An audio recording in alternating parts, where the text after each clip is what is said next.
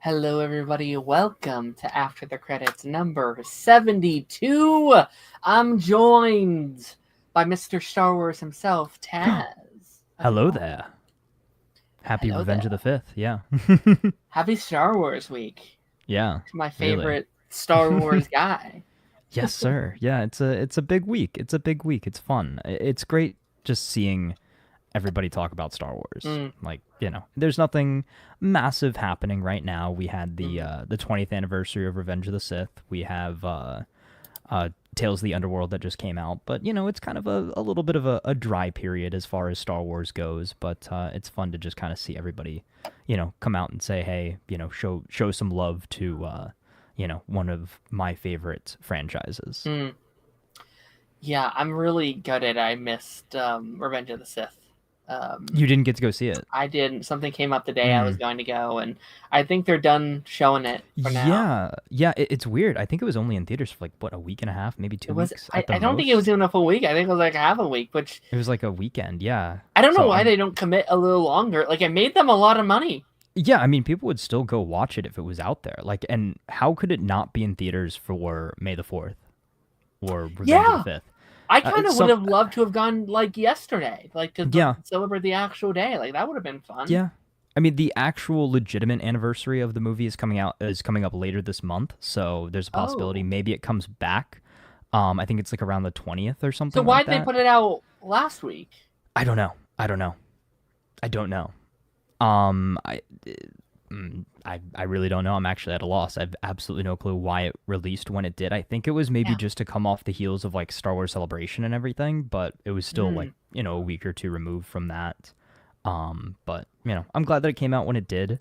It was definitely quite the experience to go see it in theaters. I was too young to go see it in theaters when it came out. Like, I watched the movies when they came out on DVD, but like we didn't go to movies really when I was younger. So it was a great experience to actually go see it on the big screen. The first Star Wars movie that I had actually seen in theaters was the Phantom Menace re-release when they did it in 3D. When they did it in 3D, like that was like, I don't know, 10, 15 years ago, something like that now. And funny enough, I actually ended up going to the exact same theater to go see Revenge of the Sith as well, which is not the normal theater that I go to. So it was fun. It was a great experience, and I'm glad I got to go kind of relive the glory days. Absolutely. And I'll read all these comments here in a second, but like I haven't seen many Star Wars movies in theaters. Like I think I told you this, my first Star Wars movie in theaters was Rise of Skywalker. Like, I binged them all to see that in theaters. I'm so sorry. But no, actually, I kind of like that though, because they're similar to what I did with Spider-Man. Like, during COVID, I had such a like non-bias take on Star Wars, right? Because I don't have a nostalgia for one era over the other.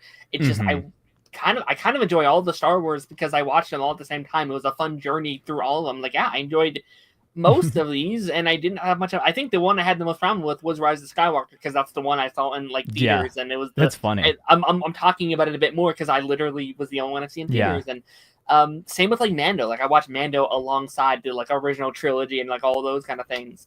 Again, I saw that, and then I saw Phantom Menace last year, which I had so much fun with that, watching that in theaters, and I was so excited to watch the prequel that I Yeah. love. Look, like that's the one The I love. prequels look great on the big screen. Like they really Yeah. do. And think about like when they were made and how they're kind of the blueprint for CGI in movies nowadays. Mhm. Like George Lucas really kind of pioneered that back in the day. And it's crazy to think, okay, these are movies from 99, '02 and '05, and they look better than 75% of movies nowadays. To Yeah. be completely honest, I feel like the CGI kind of aged fairly well. Like again, especially seeing it on the big screen. Like, episode 3 opens up with a big giant space battle and it looked phenomenal. Yeah. So, Yeah, I think I'm gonna do like a big Star Wars thing here soon. Like I'm very nice. rusty on some of those movies. I might just my mom hasn't seen any of them, so I've been thinking like Oh, we do like a movie night every week. So I'm thinking, you know what, maybe during the summer or something, I'll just start them. I'll just nice. do like a Star Wars movie a week until we're done or something. Like that could be a fun little journey, especially since we talk so much Star Wars on here. Like it'd be nice to know a Yeah, kind little of bit refresh your more. memory. Yeah. Yeah, What order will you be watching them in? That's the question. release order, 100%. I think Okay. we'll do Okay. Cool, four, cool, cool. five, six, 1, 2, 3. Some of the prequel stuff, right, and then the Yeah. sequel. Yeah, Yeah. You got to throw in Clone Wars, or at least like the important arcs.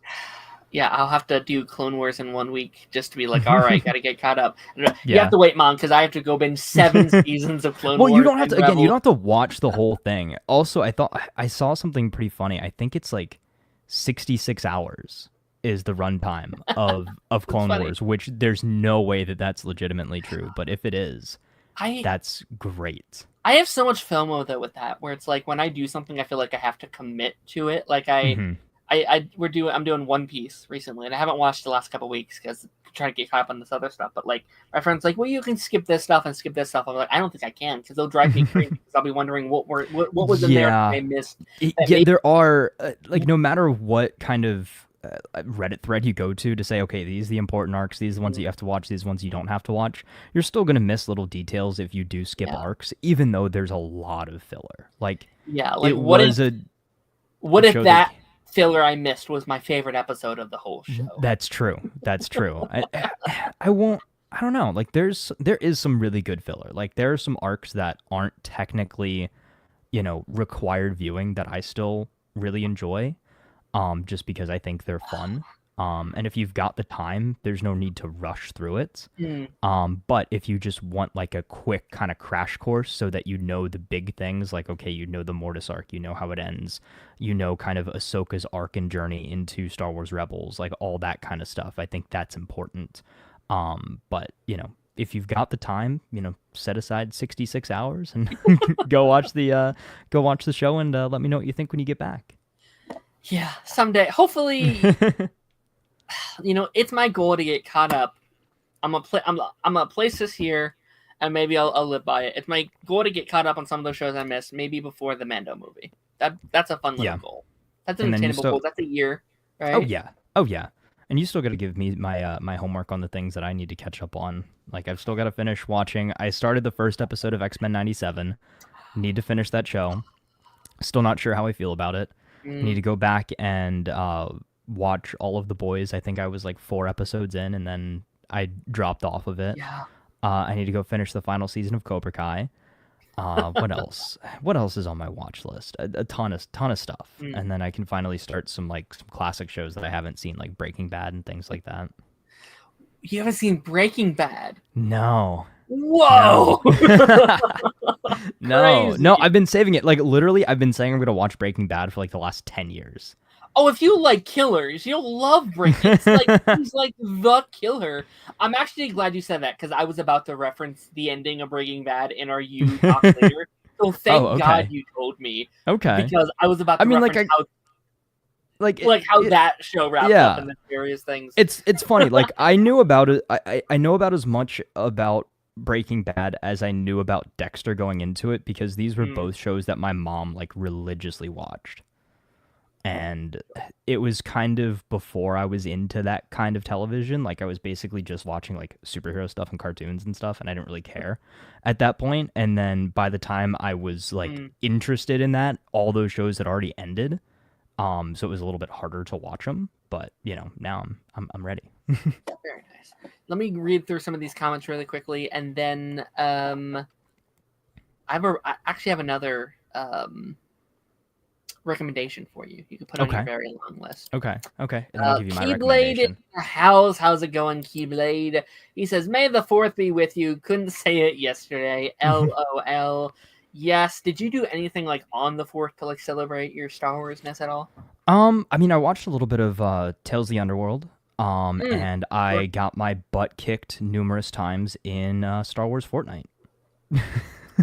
I also did that. Yeah. Once I got tired of it, I just played a Fortnite festival and jammed out with my my Fortnite guitar. So very nice. Definitely worth the investment. That thing was fun. Hello, Lance. Yes, I need to get that graphic fixed. I still have not done that, but it's okay. I assume you're referring to Darth. And thank you for reminding me. He's dealing with a personal thing right now, but he will be back when he feels ready to be back. But we're going to do this to the best of our abilities without him today. Happy Revenge of the 5th, absolutely, to you, my friend. I was 17 when Revenge of the Sith came out. When did that come out? 2005. I was what, 3? I was 3 when that came out. So I was 5. So. Hello, Cameron. How's it going? Ooh, Taz with the golden voice, as he does. Yes. As he does. Hello, you. Absolutely. Don't know what that is referencing. I'll leave that be. Darren, did you see what Grant said about The Flash season 7? I did. Did you see this? Yeah, I did see that. Yeah. He's now far enough away from the show he can be like, yeah, some of that kind of sucked, actually. He's starting his Stephen Amell arc where he like looks back at the most hated season and is like, yeah, it was kind of trash. Yeah. Yeah. Did you see the other quote from him talking about like the movie side of things and James Gunn and everything? He's talked about James Gunn a couple times. I try not to look at that because I know I love Grant Gustin. I love him with all my heart. Never joining the movie side in a big way. Like, he's not going to be like our Barry Allen or whatever. It's funny because kind of, at least from what it looked like, it seemed very contradictory to that fact. Is basically he was like, oh, I'm not going to give them any ideas of who to cast. I'm right here. It was pretty much what he said. So I'm like, okay, interesting. But I doubt it. He'll make a cameo. He'll make a cameo like John Wesley Shipp. I would like that. I want someone like. There's only like one other DC actor I'd want to see in like the like DCU, and that's Matt Ryan. Matt Ryan's he's the one that I'd be like, have him back. Yeah, he needs to be like he's like a multiversal constant. Yeah, like he's one I'd love, and I feel like you can have him show up and nobody would be like, wait, why is he here? He's supposed to be there. Like, I don't feel like Constantine. Why isn't it Keanu Reeves? Exactly. Is that movie still coming out? A second Keanu Reeves Constantine? They keep talking about it. They keep mentioning it's happening. I still haven't seen the first one. I haven't done that one. I've seen parts of it. It looks interesting, but it very much so looks like a product of the time that it came out. It's like in that same vein as like Ben Affleck Daredevil and that sort of era of comic book movies. Gotcha. Keyblade said he watched Star Wars all day. Hell yeah. I'm actually going to skip season 5 of You because I saw how it ends. That makes it uninteresting for me personally. Season 4 finale was the series finale. Interesting. Let's put a pin in that. Yeah, we'll talk about that later. Yeah. I have actually I don't think I've unpacked the show at all. In my mind it ended. I'm like, all right, I'll talk about it tomorrow. Like I often do with a lot of movies and stuff I talk about on here. It's like I unveil my opinion on it as we're talking about it in real time. Like, oh, this is how I feel now. Okay. So I don't know if I like it or if I dislike the ending yet. We'll talk about that then. I've had a lot of time for it to sit with me. Okay. I'm curious to see how you feel. I was 5 when Revenge of the Sith came out. I remember being in the era. Hell yeah. So we're going to get this show on the road. I was thinking about it today, though. I was like, he loves serial killers. Have you seen Barry? So, funny enough, my dad literally mentioned that last night after we got done watching Last of Us. He was like, he's like, same thing that you said. It's another killer show. You should watch Barry. He's like, yeah, I'll watch it with you again. I think he said he started it like in like season 2 or something like that. Like he just like randomly like found it on TV one night and got invested and started watching it. So I Your think parents that's. sound like the coolest freaking people I've ever met. Well, I Like mean, my dad got me into Star Wars, so I would be like. friends with your parents, I think, 100%. But no, Well, shout Joe out is mom and dad. I like know you're watching. shout out. Yeah. Joe's one of my favorite shows. I mean, sorry. Joe. Barry is one of my favorite shows of all time. Like it's one Really? of the very rare shows I give a S tier, 10 out of 10, Okay. perfect 4 straight seasons. Okay. And it kind of hits. Do you know like the concept of it? Yeah, so he's a hitman, right? He's a hitman that's trying to be an actor. Oh, He's like interesting. hitman, like he's like a hitman that doesn't want to be a hitman anymore, but the hitman world wants him to keep doing that. But he's like, no, I want to be Okay. an actor. I want to. This is my Interesting. passion, and it's those two worlds colliding. Okay, that's very interesting. And that's on HBO or I guess It's Max. on HBO. Yeah, it's on Max. Yeah.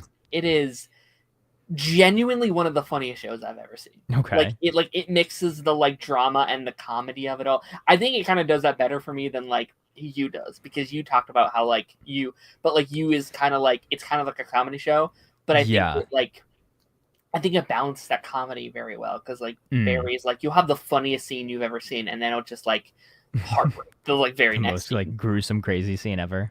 It's a crazy show, and then Bill Hader is incredible. Okay. Well, all right. Well, then I'll add that to my watch list. It's already on my list. Add it to your. I think you need a separate list just for serial killers and murderers. Yeah. And well, great segue, because I met my new favorite serial killer, the show Sweet Pea, which is on Starz. It's only 6 episodes, and it's incredible. Think about a combination of Dexter and Joe, but British. So it's fun. Like there's a lot of elements from both of those shows that kind of carry over to it. I'm not gonna really say too much, just because I want you to kind of experience it for yourself. Yeah. And once you watch it, then we can have a deeper discussion about it. But it's been renewed for season 2.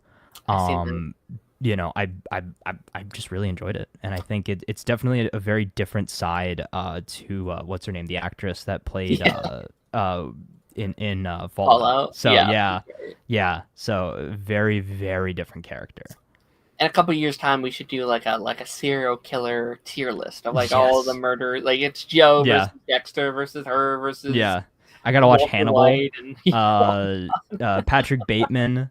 Who would win in a battle royale of all the killers? Right now, I think Dexter. Right now, Dexter for sure. I gotta start soon. I like this next week. I want to like zoom through, or maybe the next 2 weeks, like zoom through a lot of the shows I have started right now. Because like, all right, finish Andor or catch up on Andor. I just finished you, but like White Lotus, I need to get caught up on. I still didn't finish my watch through of like the Netflix Marvel stuff from before Daredevil. Oh yeah. Like 4 more, just 4 more of those that are like lingering in my watch list. I'm like, okay, finish these, and then we'll start Dexter, because Dexter, it needs to happen. Yeah, July 11th. You got to get caught up by then. 2 months. Yeah. I gotta get hustling. Ladies and gentlemen. Yeah. But speaking of hustling, we're gonna jump into today's episode. It's 8:00 and we're just getting started, but that's okay. That's all right. Great preamble. Yeah, I'll clip all this out. It's fine. So, oh my gosh, perfect segue. Andor is so good. Can't wait for tomorrow. And with that, I think I've got to go.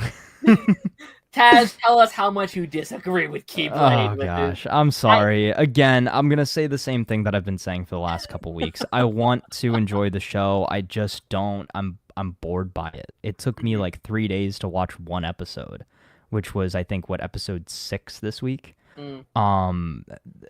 First episode of the bunch was somewhat interesting. I think I messaged you when I watched episode 5. I was like, okay, I feel like we're kind of getting somewhere. I sort of got a little bit invested. Like, you know, they brought in some characters. Since you haven't seen it, I'll be a little bit more vague here. But a couple of characters that they brought back I thought were interesting. Like I said, from the previous season, there's one character that is getting a little bit more, not necessarily more to do, but I feel like a little bit more focus, which is interesting. Something else that I kind of noticed, it's called Andor, but I feel like Cassian Andor has very little screen time in relation to, like, it's split very evenly between all of these storylines right now, and I feel like I don't know as much about him as I feel like we should be learning in a show that's called Andor. But yeah, I mean, it's obviously it's the early beginnings of the rebellion. I think again, it's a really interesting concept, but just in execution, I'm not necessarily enjoying it. Again, not taking away from the visuals, the set design, the costuming. I think all of that is really good. There are a few things like costume wise, and I did see this brought up, which was a very good point. Is like some of the outfits that are being worn don't feel very Star Wars. Like Cyril has like a suit and tie, and it looks very earthy. Like not, and it doesn't have that big Star Wars spin on it. But then you've got characters like Mon Mothma that's wearing like all these like crazy, elegant, obviously very Star Warsy, attire. So it's a very interesting like dichotomy. Like for everything that the show does good, there is an equal to greater amount of things that I find to nitpick, and I'm like, okay, I'm not enjoying this. I'm not enjoying this, and like, I don't think I've had a show that I've watched as long as this that I'm like, I'm just not enjoying the episode to episode story. I'm not really getting into it. I'm finding myself kind of getting lost with what's happening, and I don't normally have that. Like, I feel like I'm somebody that can kind of grasp storylines pretty well, but here I'm just finding myself lost, and maybe that's just because I'm tuning out and it's not keeping my interest. And I know that there are some people in the Star Wars space that have kind of completely given up on this show, and I'm still willing to give it enough of a chance because it's the final season. We're already halfway through it. We're still waiting on K2SO to pop up from Rogue One. I'm hoping maybe we'll get some more fun little Rogue One tie-ins as we get towards the end of the season. But again, I'm just not loving it, and they did a thing that I absolutely hate at the end of episode 6. This story has been around for a while, but they recast Jimmy Smits, Bail Organa for this series, which is such an odd choice. And from the episode that he was in, it seemed very unnecessary. So unless he plays a much larger role in the later portions of this season, I don't see why they had to recast him. Yes, I know that there was a scheduling issue, but I feel like they could have put this actor that they recast him with in the show as a different character. He didn't have to be Bail Organa, especially since we just recently saw him in the Kenobi show. And then if you go from watching Andor to watching Rogue One, it's going to feel very weird with the two different actors. So again, that's my piece. I'm still going to continue to watch it. I hope that I enjoy it in the back half of the season, but this first half has just not been it for me. Okay.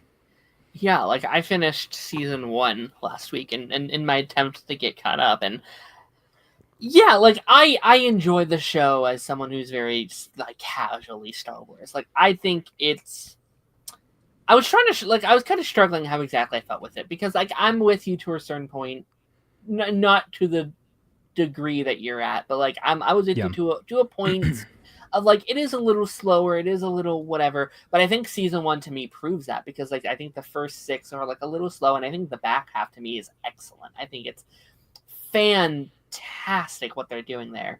Or like the build up to like the jailbreak, and then like the finale I thought was excellent. Yeah. And I feel like I feel very similar about Andor that I feel about like Oscar movies in a way, where it's like I love watching the Oscar movies when Oscar season comes around, because it gives me a sense of a different kind of show that I inherently probably wouldn't have watched otherwise. These very slow burns, these very passionate projects that like, and intentionally I probably would stick to like the blockbusters, but it's like, no, it's good to have this new kind of show in your vocabulary for you can talk about shows in a different way. I feel like is it always the most interesting? Not always, but I think the reward of it is always pretty great, and I think you can end it being like, oh, I like this. I thought this was a nice little treat. But I will say the start of this new season, just like episode 1, I was kind of leaning more on you. I was like, oh, this is a very, very slow start. Like it wasn't catching me as I kind of wanted it to. Hello, Taj. How's it going, my friend? How is it going? But yeah, no, I'm curious to like, and I feel like maybe at this point we should just do like end of the season, just have a little talk about it at this point, because like we're halfway Yeah. through. Like, I don't think any of us like it is funny because like you're the one I think likes it the least, and you're the only one currently of our group. I'm the one that likes it the least, but I'm the only one actually still keeping up with it. Like I feel like you know how people just like say that they hate a thing, don't watch it, and then just continue to hate on it. Like I feel like if I'm gonna have my critiques of the show, I have to continue to watch it just so that I can kind of validate it. You know what I mean? Like kind of validate it and just be like, okay, yeah, I'm watching it. Yeah, I'm trying to enjoy it, but I'm just not. And I think the dichotomy there is very interesting too, is like I'm trying to enjoy this show. I've actually really loved pretty much all of the Star Wars series. Like I really love Skeleton Crew. I ended up loving the Acolytes. Ahsoka was great. Obviously, the Mandalorian's amazing as well. But I just can't get into this one, and I don't know what it is. Like, and again, it should be like if you put it on paper, high budget Star Wars show with kind of like some spy espionage thriller elements to it. It's a little bit darker, it's a little bit more mature. If somebody like pitched that to me as a Star Wars show, I'd be like, "Oh, I'm all in for it. I think that's going to be great." But I just feel like I don't connect with the characters, I don't connect with the storyline, and I feel like we're being kind of dragged around in the timeline so much that I can't ever really sit with something for long enough to enjoy it or to get behind it. Like I feel like we're just like, all right, breakneck pace, let's go to the next thing, let's go to the next thing, let's go to the next thing. And it doesn't have enough time to just simmer and be a show. Like I feel like they maybe trying to condense this story into 2 seasons was the big flaw there. Like not that I would necessarily want more of this show, but I feel like the biggest thing is like there's giant time jumps. Like you're telling me the most important thing that Cassian Andor did in this specific year was steal a TIE fighter? Like that's it? And then nothing else happened for the next year that was important. It's just a little off-putting to me. But again, no hate to the actors, to the creatives, to Disney, Lucasfilm, anything like that. I just don't enjoy it, and I wish I did. I wish I did, and that's really the sentiment that I want to convey with it is I want to like it, I want to enjoy it, and I will keep watching it until it ends. And if I end off just saying 2 more weeks, yep, if I just end off saying yep, it just wasn't for me, I'll never watch it again, put it away in a vault, and that's that. Yeah, I think every once in a while, like everyone has a couple of those shows where it's like I just didn't get it. Like I didn't get what everyone else did. That was me with like Moon Knight, because like you and Derek love Moon Knight, and I'm like I think it's one of the worst things Marvel's ever made. Like I disliked every second of it, and it's like I think every once in a while it's just some things don't click with us, or sometimes you can't follow the grain. It's made for different people, and that's totally valid. That's totally valid.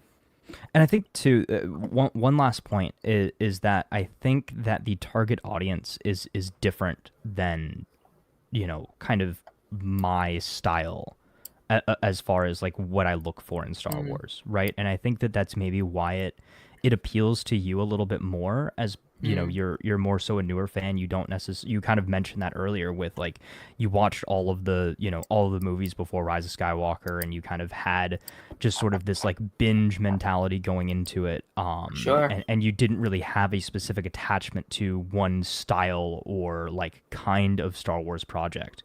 Where for me, like I know the kind of Star Wars that I enjoy. I enjoy, prequel era, Clone Wars, Rebels, Mandalorian, Ahsoka, that sort of thing. Like, very much so into the Force, into the the Jedi Sith conflict, that sort of thing. But when it's more so like Rogue about One?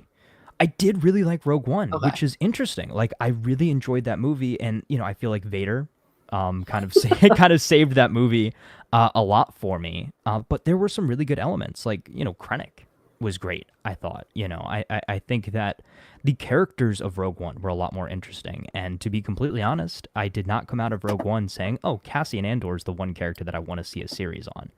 Like I feel like a series about Jyn Erso or the blind Force sensitive guy would have been much more interesting than Andor. But again, to each their own.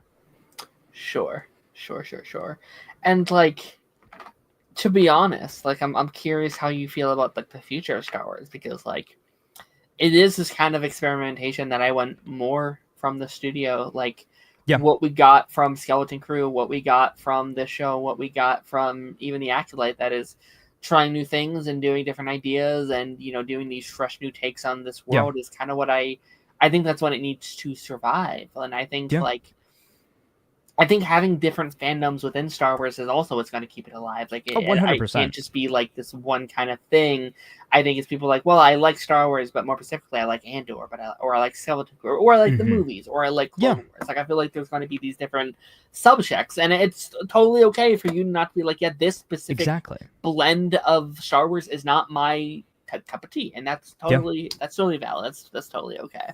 Yeah, and I think I definitely I need to realize that for myself, is like, you know, we've both said it multiple times, is that, you know, not every piece of Star Wars media is made for every type of Star Wars fan. Like, you're going to like some things, you're going to dislike some things, and I think I just have to come to the realization that it's just not for me. But on the flip side, I would, oddly enough, much rather have 10 more shows like Skeleton Crew or The Acolyte or Ahsoka or The Mandalorian, that sort of thing. Like, experiment in that regard. But, you know, allow them to have... I think if this shows one thing, is that giving shows a budget is not a bad thing. Like, giving a show a movie budget can be very interesting. Sure. Like, I still think the biggest missed opportunity was that they cut the budget severely for Kenobi. Like, I think if Kenobi had the budget of Andor, we would all be singing a different tune. I mean, I don't think anything should have the budget of Andor, to be honest. Yeah, exactly, exactly. Because it's the budget of, like, what is it? It was like $600 million or something ridiculous like that between the two seasons.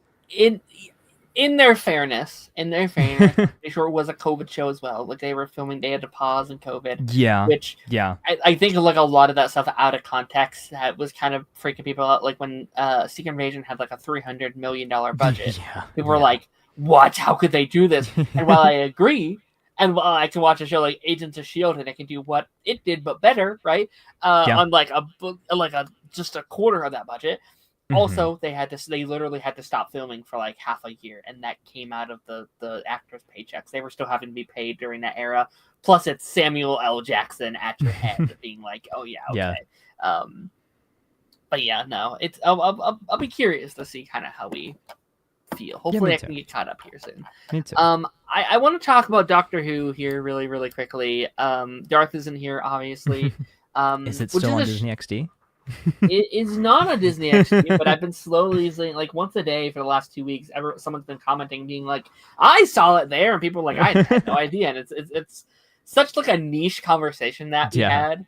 That was like, I think we need to start having more niche conversations for people coming out of the woodwork being like, "I experienced this once." I experienced this very obscure random thing in the exact same way that you did. Thank you. Thank you, random person on the internet, for having the exact same problem as me. Oh, it's so funny. But no, this was Doctor Who's halfway point. We're halfway through the season, which is crazy to say, but you know, Doctor Who has those 8 episodes. It's been Disney Plusified at this point, so they got those 8 episode seasons. This was a very interesting episode. I won't talk about it too long because I think we both want to get to the final 2 shows today and have enough time to really sink our teeth into both of those. But this was a very interesting episode because this was for the most part, a doctorless Doctor Who episode, in the same vein that the like CW shows used to do a lot, where it's like, "Where's Barry?" It's like, he's gone. But in a way that's not because they didn't have the actor, but in a way of like, this is a story we want to tell and we have to tell it without him. In this case, and I think, you know, there's a lot of Doctor Who history I don't know about, and I feel like someone in the comments will be like, "Actually, they did this kind of thing in 19 blah blah blah," and I'll be like, "Oh, okay, cool." But this episode featured last season's companion. Ruby Sunday came back, and we're kind of seeing what her life is like after leaving the Doctor. And that's kind of our main story of the episode, and there's shenanigans that ensue. But what I really, really enjoyed about this is like they really dived into like the PTSD of what it's like being a companion for the Doctor. And I feel like this would be a storyline that you could respect a lot, Taz, of someone like, I've fought gods, I've got kidnapped by like little trolls, and I've seen everyone in the world die. And now I'm not with that person. I'm living on my own. I'm doing my own thing. How do I move forward with my life having done all these things? How does one almost mourn? Like it's like a breakup. It's a PTSD thing that she's going through, and I bet there's been storylines in the past that dealt within this. But I think it's so cool to kind of put like a focus on a storyline like this and seeing kind of where they're at. You and Dr. Pooh both had episodes about podcasters. It was an episode about a podcaster. Yeah, our villain this week was a podcaster. It was an evil podcaster who was trying to like kind of like go after the Doctor, and it was a story about the about hate propaganda in the real world, and someone who like had encountered the Doctor and trying to like expose him as being like a fake and expose these systems of government that are keeping the people safe and trying to take away what they do because they don't believe in it or they don't think they should be doing it. And I thought it was a really fun inside look into like, we look at, they have their like little, almost like an Agents of S.H.I.E.L.D. kind of organization in this world that is like taking care of the like weird and crazy stuff kind of thing, right? Okay. And like we like these characters, we support these characters, but from the outside in, it's like, yes, right, they're good, but in-universe view. Yes, and it's like you're in the wrong, and this character's doing all these horrible things, especially to Ruby, or the character we're following this episode, but also, could they be hiding? Like, could there be a world where this villain who's doing bad things could be right in a sense where maybe the government is hiding things from you? Because technically they are. Like, by definition for what they have to do, yes, they are hiding things. They're keeping it from you.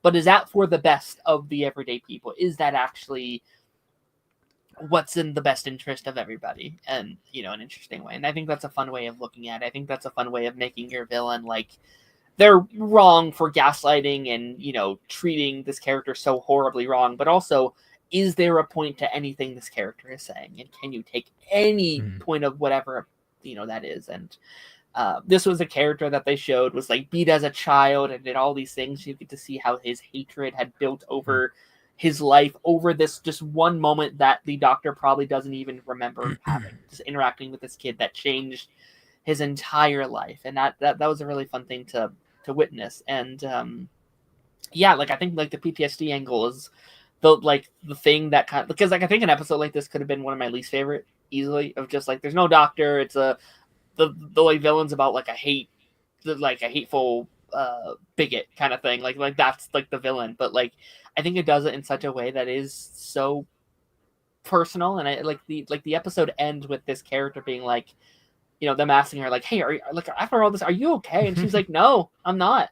But maybe if I get some help, I will be. Like, maybe I can do that. And I think that I feel like I'm going to look at Doctor Who going forward very differently, because he does bring all these people on these missions, and it's like, okay, that's awesome. They love being there, but what is the consequences of this? Like, will they ever look at life the same going forward? Like, what does that life look like once you leave this little adventure that you've been going on? Can you go back to getting a regular job, being on regular relationships, doing regular real life things once you've seen the universe? Like, I think that's a really, really cool idea that I'm curious to talk more to Darth about when he returns, especially since this, like, at first it kind of seemed like more of like a kind of fillery type episode, but the episode ends in a way that's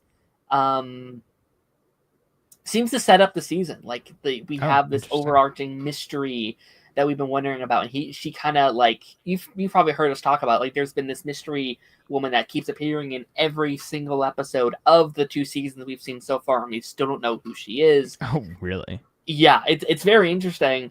And the episode ends with her taking this guy, this villain kind of that we've been following the whole season. She's like, "Oh, come with me. I'm breaking you out of jail." So I'm wondering if he's going to be an important part of the plot that we've been slowly building throughout this season. Should be very interesting. Nice. Sounds like Casual. one of your famous like moral dilemma Mm, conversations though, as well. yeah, yeah. Nice. I mean, what was your top 10 favorite moments of this specific episode? Because you Of the clearly watched specific it. episode, Yeah, yeah. oh I yeah, mean, of course, yeah. the point where they time traveled and they said, "Is he a doctor?" And Mm. the other character responded, "Who?" What's crazy is there really wasn't time travel this episode, which is like Oh, out of all the episodes, you could have said that this was the one where it's like, yeah, dang. not really. The one episode of Legends of Tomorrow where they just stay on the ship the whole time. Yeah. Absolutely. But yeah, let's hop into I think like the two main shows I think we're kind of wanting to talk about. And let's start Yeah. with The Last of Us, The episode Last of Us.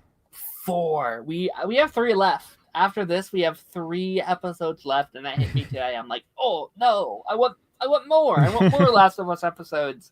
Yeah. And I think one of our theories might have been confirmed, I feel like, from this week. At least that's how I thought coming out of it, especially with there only being 3 episomes left. Do you know what I'm talking about? Which theory is that we're not going to see Abby again until next season. I'm wondering that too, because I was she's thinking going to be the focus next season. Maybe they're really doing the same thing that the game did, I think.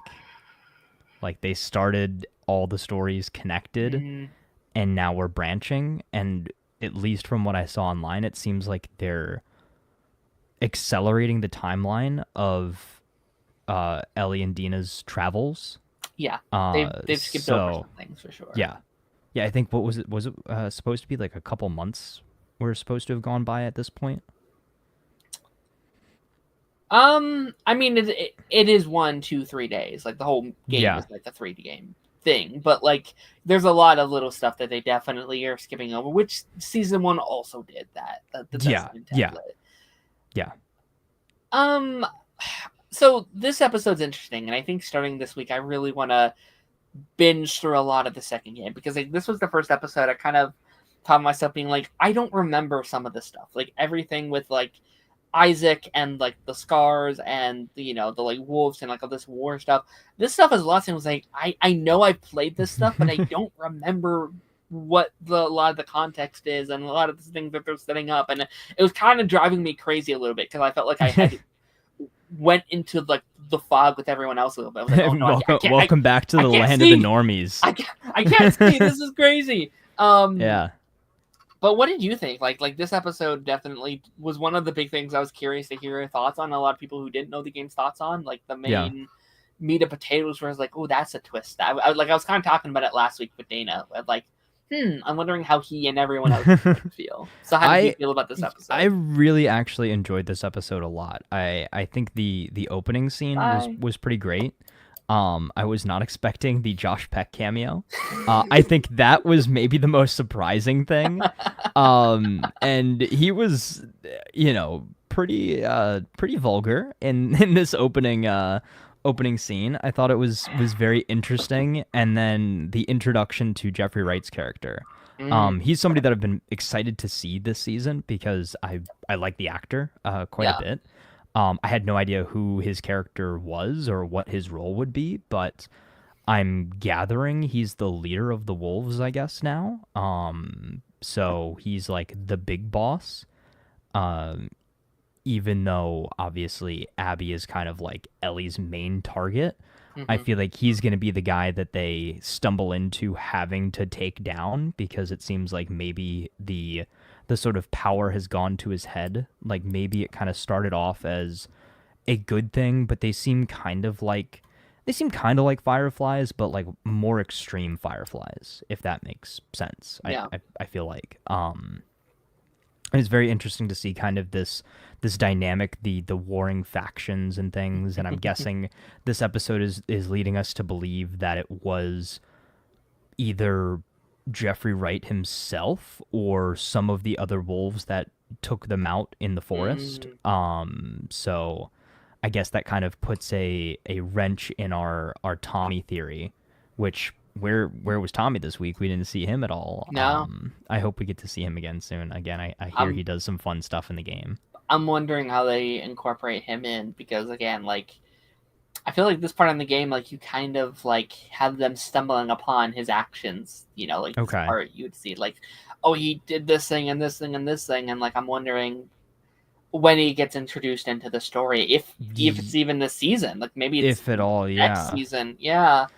Interesting. That's an interesting point because again, if they do go down the route that it seems like they're going down, again, using my context clues of how the game is laid out and how we've seen this season so far, I'm guessing we're going to maybe get like little mini, again, what I've seen in the game, little mini encounters with Abby's friends. We're going to come across them and Ellie's going to Yeah. start probably taking them out one by one, and slowly kind of going down this darker path. And then next season is going to kind of flip everything on its head. We're going to get Abby's perspective and start trying to at least, the show is going to try to make us sympathize with her and Mm-hmm. kind of paint Ellie out to be the villain in a way.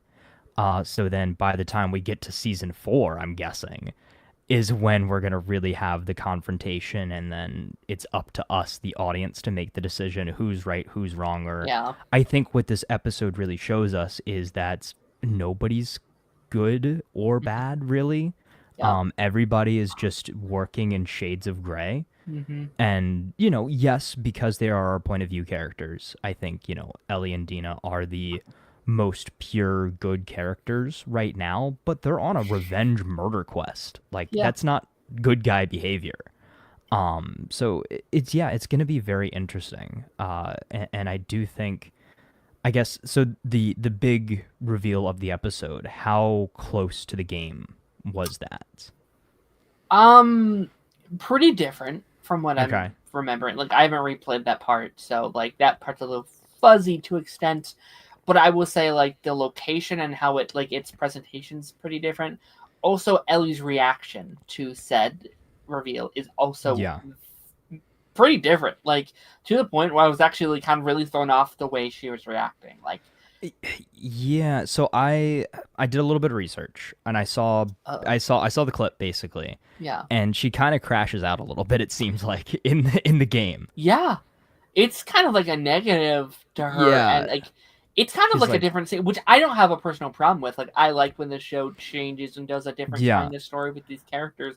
Totally fine with that. But it's there is an annoyance. but they I were in a always much read that. different spot though in the game, Yeah, right? Like cuz they had, again, from what I understand, they had been like officially together for a little bit longer and things like that as well. Am I right or am I um, I don't know if they were official, but like they've Okay. been they hooked up a little while earlier. Like, they first hook up before Joel dies in the game. Okay. Like it's that giant snowstorm is like they like get out of the like snowstorm, they get in the Oh. barn, they Okay. hook up, and then There is more like, romance brewing, I guess, before then. yeah, and like that's the thing I've been Okay. shaking around the last couple weeks, because I was wondering if they were gonna skip out on that whole thing altogether. Like, Yeah. because they really do completely split it up into 3 separate scenes. Like, you have the like in like the second episode where like it's her and Jesse instead of in that Mm-hmm. place. Like, that's where it happens. And then you have the like rainstorm last week where they're in the tent together and they're talking about it. That's part of that scene as well. I was like, oh, they're gonna hook up here. They did not hook up here. Okay, when are they gonna save it? And I actually think it was the right choice saving it to here. Which I bet we'll go into more Yeah. details about that sequence. But like, two characters that have kind of like both fearing that they've lost each other, Yeah. just being like, fuck it, whatever. Like, maybe the only chance we get to do this ever, kind of Yeah. thing, which was, I thought, really cool. Yeah, it was definitely the song that won her over for sure. I think that was cool. That was probably my favorite scene of the episode, actually. Like I think just the shot composition, the presentation, the colors, I think that was a very well done scene. Even though I may be questioning how well 2 little silica gel packs would really preserve a guitar in the apocalypse, but hey, what I'm glad that it preserved the guitar and everything like that. And that was something that was ripped right out of the game, right? Because I remember seeing like at least screenshots and stuff. Like you actually get to play Yeah. that in the game as well. Play the guitar. Yeah, like it's a thing where like you have to be like, all right, press here. You have to like play the different keys. Is it the same song? Is it Take same On song. Me? Yeah. Okay. Oh, awesome. Yeah. It really is cool. I think it's better here, to be honest. Like I think there's more emotion put it's a into very the scene. good like acoustic version. I really like it. Yeah, no, and I think Isabella Marcez, I think, kills that scene, and they both do. Like, shout out to both of them. But like, I think her acting, and I think just goes through the whole show. And I think this episode, she really, really steals the show. And like, I think at this point, I almost like her like slightly more than Ellie, like just this take on the character. But like, how this actress acts with her face and her facial expressions, and like she tells an entire story just through her eyes, just kind of the reaction. Like you could really feel that connection between the two of them just by the way she kind of like came up there, sat down, and just allowed everything to just play out. Yeah, and like from what we learned later in the episode, and I was thinking while it was happening, I was like, is this when this happens? But like she's going through so many things. Like she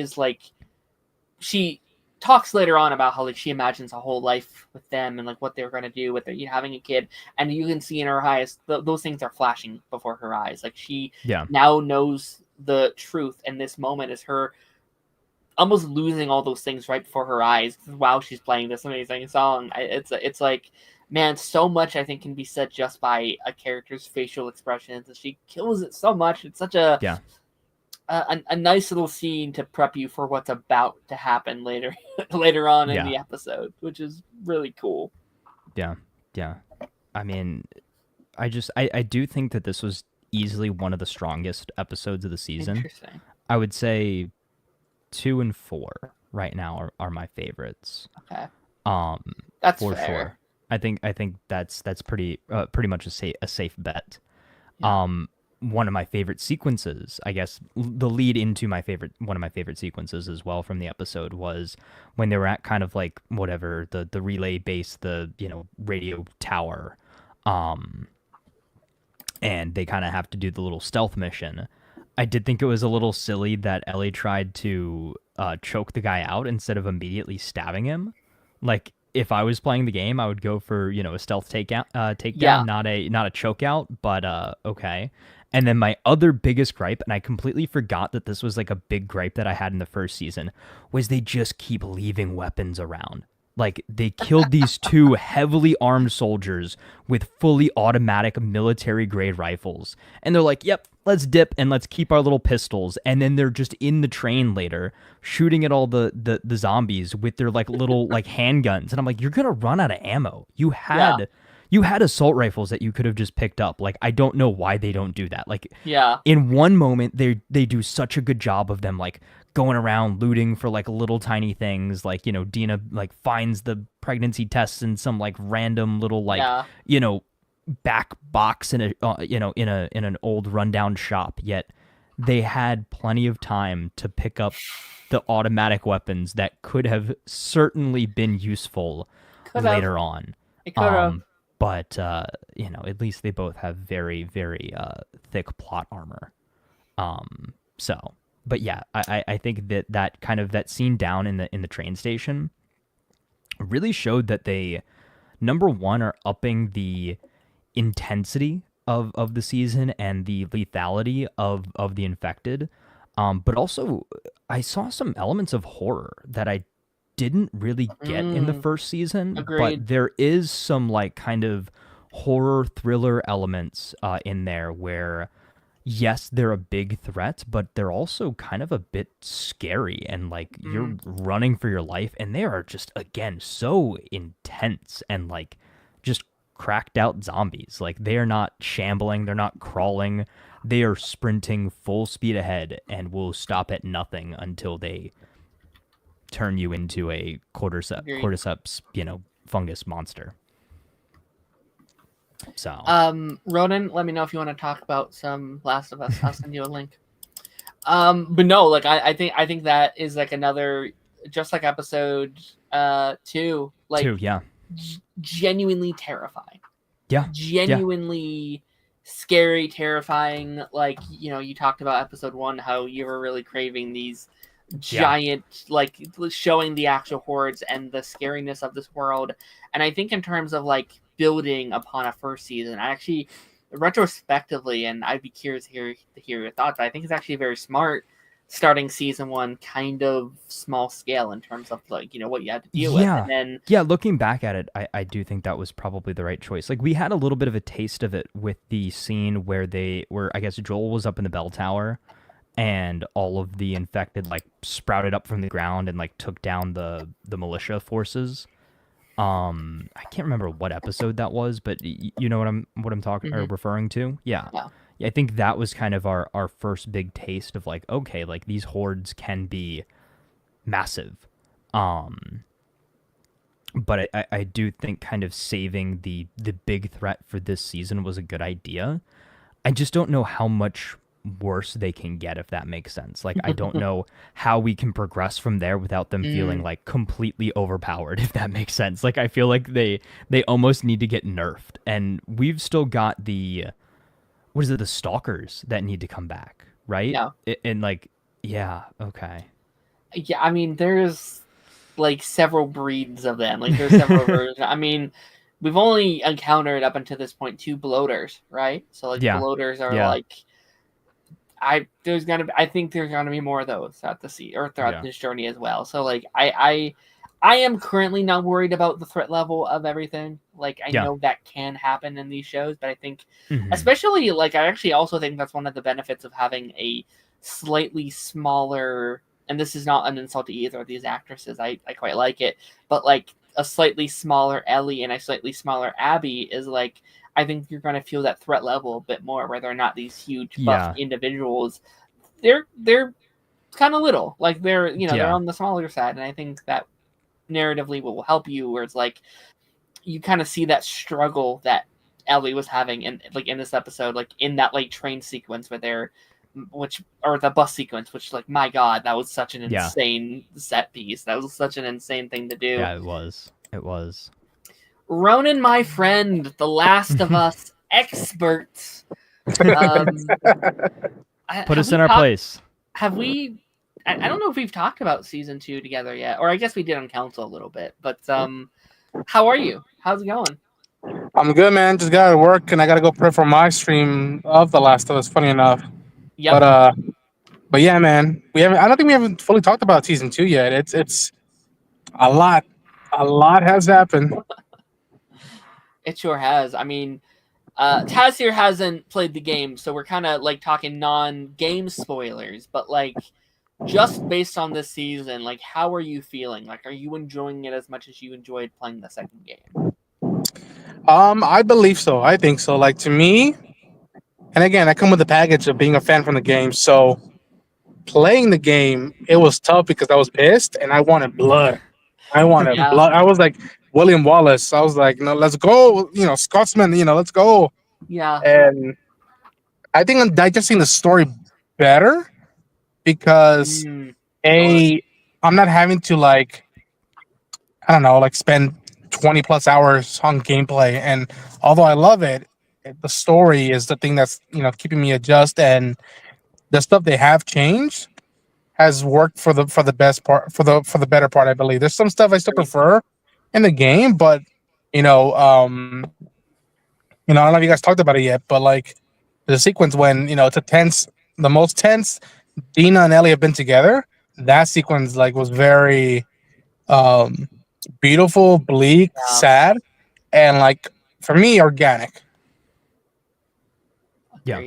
Yeah, like 100%. I think I prefer the like Ellie Dina stuff more in the show so far than I did in the game, which the game is still very, very good. It's very passionate, but I think just like how, especially Isabella is playing Dina and how she's playing the character, and I think they're making things more cinematic and more, which has downsides too. Like, you know, I think things are a lot more casual in the games, especially with the way they did the stuff this week.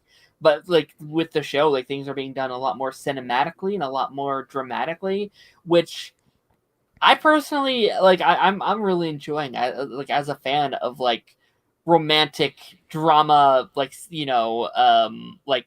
who watched many seasons of like CW shows and stuff like that. Like I love them like rolling up the drama of this situation that should be very drama filled. Like this, I adored the scene with Dana being like, I gotta kill you.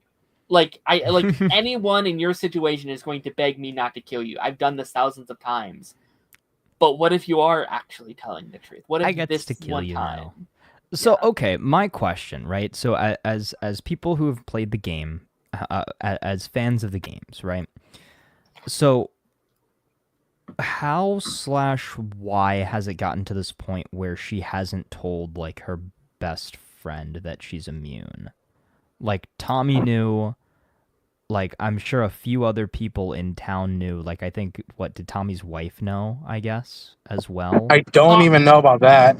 Yeah, that's the Really? one stuff that I'm No? like, I don't know even if Maria knew. Like, because again, and that's a valid point. That's a valid point. Like, I why kind of would assume like again? at least like the family would know, and like I feel like Dina Blood. was basically like family to them. So I feel like she would have been somebody that was at least clued in on that, or was suspicious maybe. It's a good question, but like I think that they made it very clear. Like Tommy, I think, is the only one that properly knows, and that's just because I don't want to say it because I'm not sure if they're going to do like a backflash of it sometime this season or something. But like that's kind of how you open the game. And, right, I was about to say too. Was that not something? Was that something that Joel danced around with the therapist as well? Like, I feel like that might have been something that he might have let slip or something. Not necessarily let slip, but like, you know. I mean, there's that fantastic scene from like episode 1 where like he really wants to talk about it. He needs to talk about it, but he's like, I saved her, and she's like, the fuck? I don't know what that means. Yeah, and it's weird, man.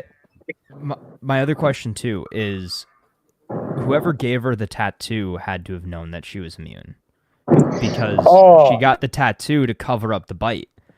So, dude, Taz, I literally have that in my notes. I was like, huh.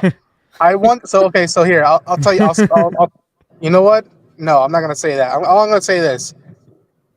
What you're asking are very valid points, and it's stuff that even years after I finished playing the game, because I'm only played it one time and a half. Mm-hmm. Like I literally was that like it left a mark on my gaming entertainment digestible fan life. Like, but it's something that I battle with because I'm like, I wonder if so and so knows, because I know I know who gave her the tattoo, and I kind of know more or less when it happened because again I'm a nerd, and so with Dina, I feel like it's what's weird. I think even Craig said that Ellie has no problem being out in the open, be like, yeah, I'm gay, I'm lesbian. So what? He might, she'll happily say that.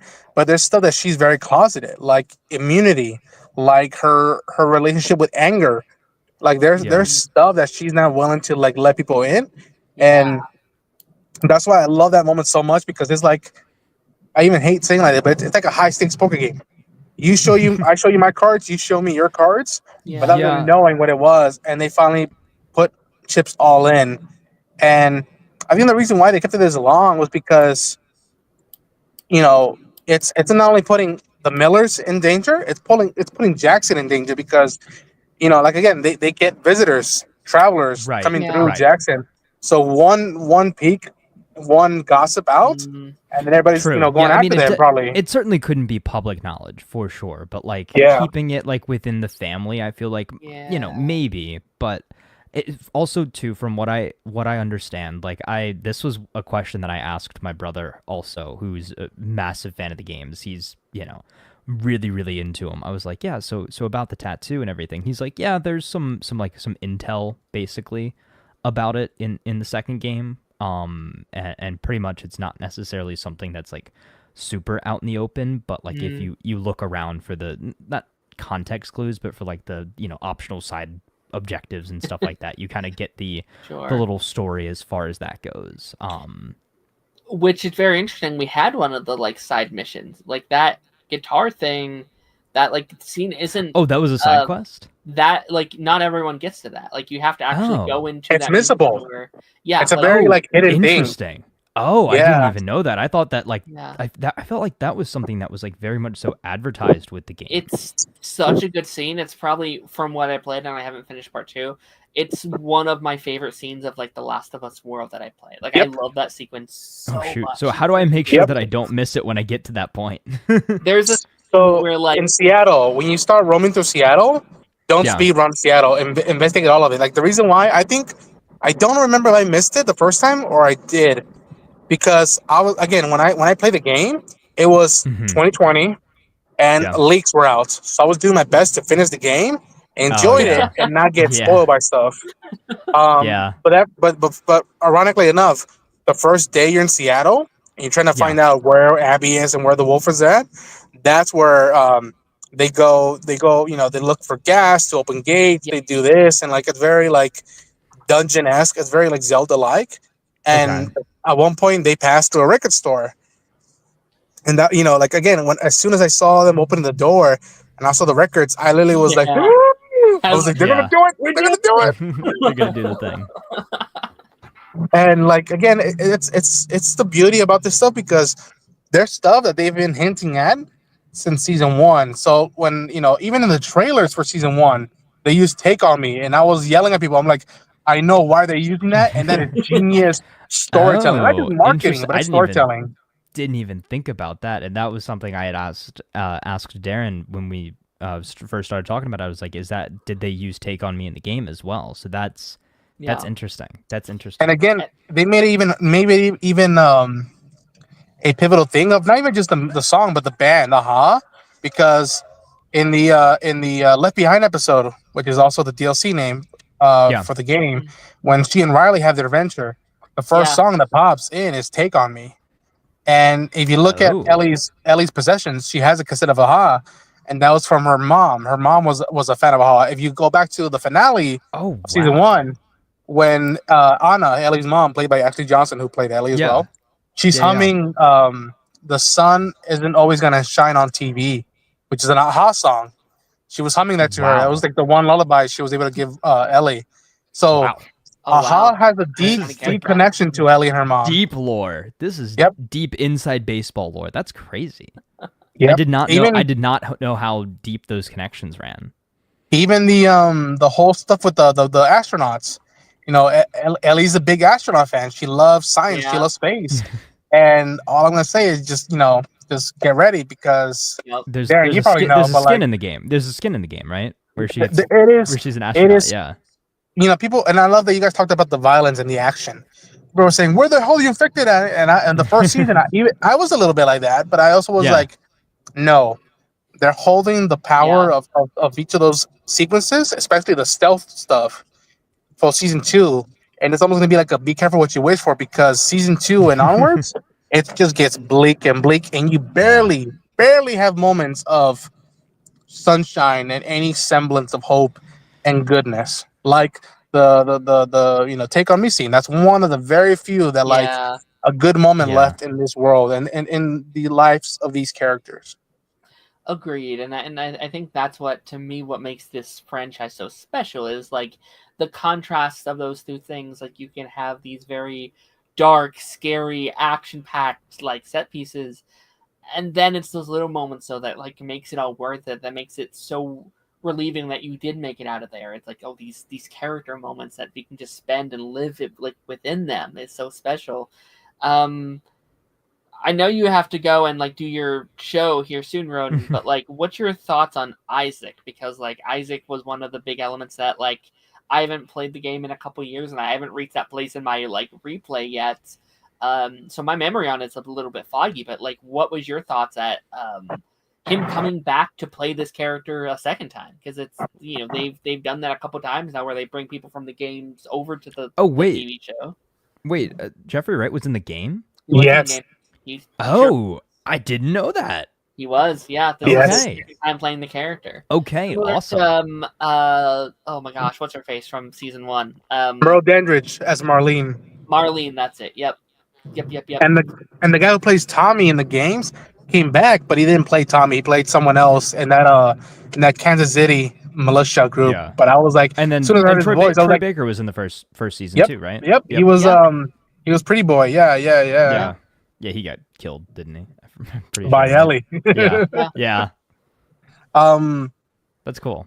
Bro, again, another thing I have in my notes, I was like, the opening sequence and the scene with the pots and the sheriff fight, that alone itself, this might be a controversial take.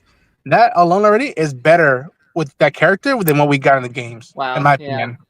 That's already better. Like, I was talking to our fellow friend Gianni, and he was like, that was one of his letdowns, and I'll talk to him about it with this episode. Like, Isaac in the game, he's a figure, he's a shadow, but his presence and his impact isn't as deep as we would hope and thought. And I mean, you have to you have to be a scavenger of finding notes and notepads to hear and find out the lore of the wolf and Isaac to see how he came to power and rise. So the fact that you see the dichotomy of him as a federal soldier, and then you see the switcheroo. And hey, it was nice to see Josh Peck in that cameo appearance. I was like, "What the hell?" Drake, where's the door hole? Yeah, open the door. Yeah, door's right there. So yeah, with the magic marker. To me, I think even I've said it. I love Craig and Neil, but they're freaks. They are like slimy because that whole monologue of the pants and how he wanted to like impress women. And like you hear subtly a great sound design of the crew for the episode. You suddenly hear the chains in the background. So you hear someone's tied up and then it just pans right. Yeah. And it's just like, God damn it. And like again, I just loved it in the most effed up way because it's building up lore, it's building up his mentality of like, you made us do this. And that whole again, it's why he's so slimy and such a fascinating character of like, because you broke the truth. You broke the truth. Like, I'm not playing your chicken and egg game, Scar. And he keeps calling him Scar. Yeah. Which again, once you get into more of the story of those people, that organization, that culture, it's gonna be fascinating seeing perspectives. They're already laying groundwork while telling a story within that scene and this character and these, sequences already. When both stories of part 1 and part 2 are told, people are going to look back at it and be like, wow, there was so much foundational work laid upon per episode, per line, per scene. Yeah. And like making you care about both sides is so impressive that I feel like you can't always do in a game format. Like typically when you're playing a game, it's typically from one POV. And so I think when you're adapting it for a show, it's like, well, you can switch to Jeffrey Wright's character, to the, this person, to this person, and seeing how each person from their perspective are the good guys. They're just trying to survive. And I think that's what makes a story like this so fascinating. And speaking of Ronan, I specifically have a question for you. Is Darren and I kind of talked about this, but again, as somebody very into the game. Yes. We're now 4 episodes in. We've got 3 episodes left. We haven't seen Abby since the big golf swing. Do we get back to her at all this season, or do they do the same sort of thing like they did in the game? This is Ellie's season, and then next season is Abby's season? All I'm gonna say is this: I have a very strong feeling where the show's gonna end, and dare I say, maybe the last scene or shot. I kind of know. Yeah. I have a gut feeling of where it's gonna end.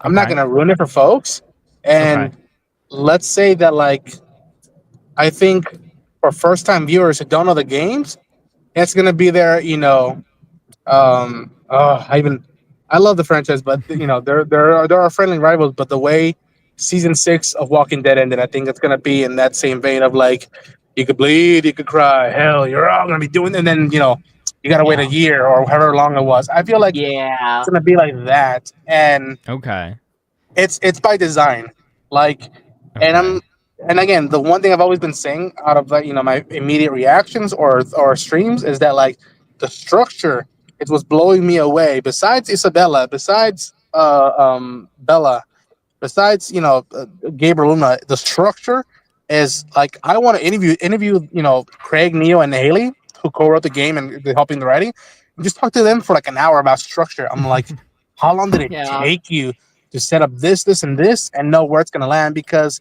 I also had my worries about a 7-episode season, but they did, in my opinion, they did so good in season 1, and it's just like, okay, especially that story from that game, you have to go out of your way to f it up. With this one, take your time with it. Even if at first it looks odd and seems odd, take your time with it. Now, pacing wise, at the whole nother ballpark, because I have friends who I'm watching the show with, and they also have issues with pacing one out, which is ironic because in the game, the second half, I have issues with pacing beyond just storytelling and choices.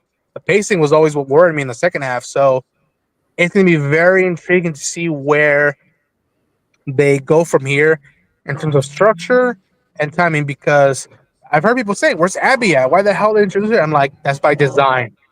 Whether I like it or not, whether people like it or not, that's by design, and it's the most way they're trying to be faithful without following the same beats of non-linear.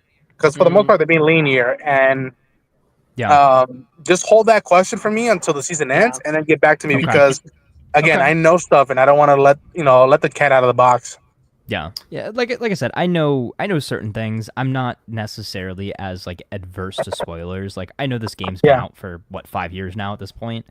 If I really, if I really wanted to play it without spoilers, I would have.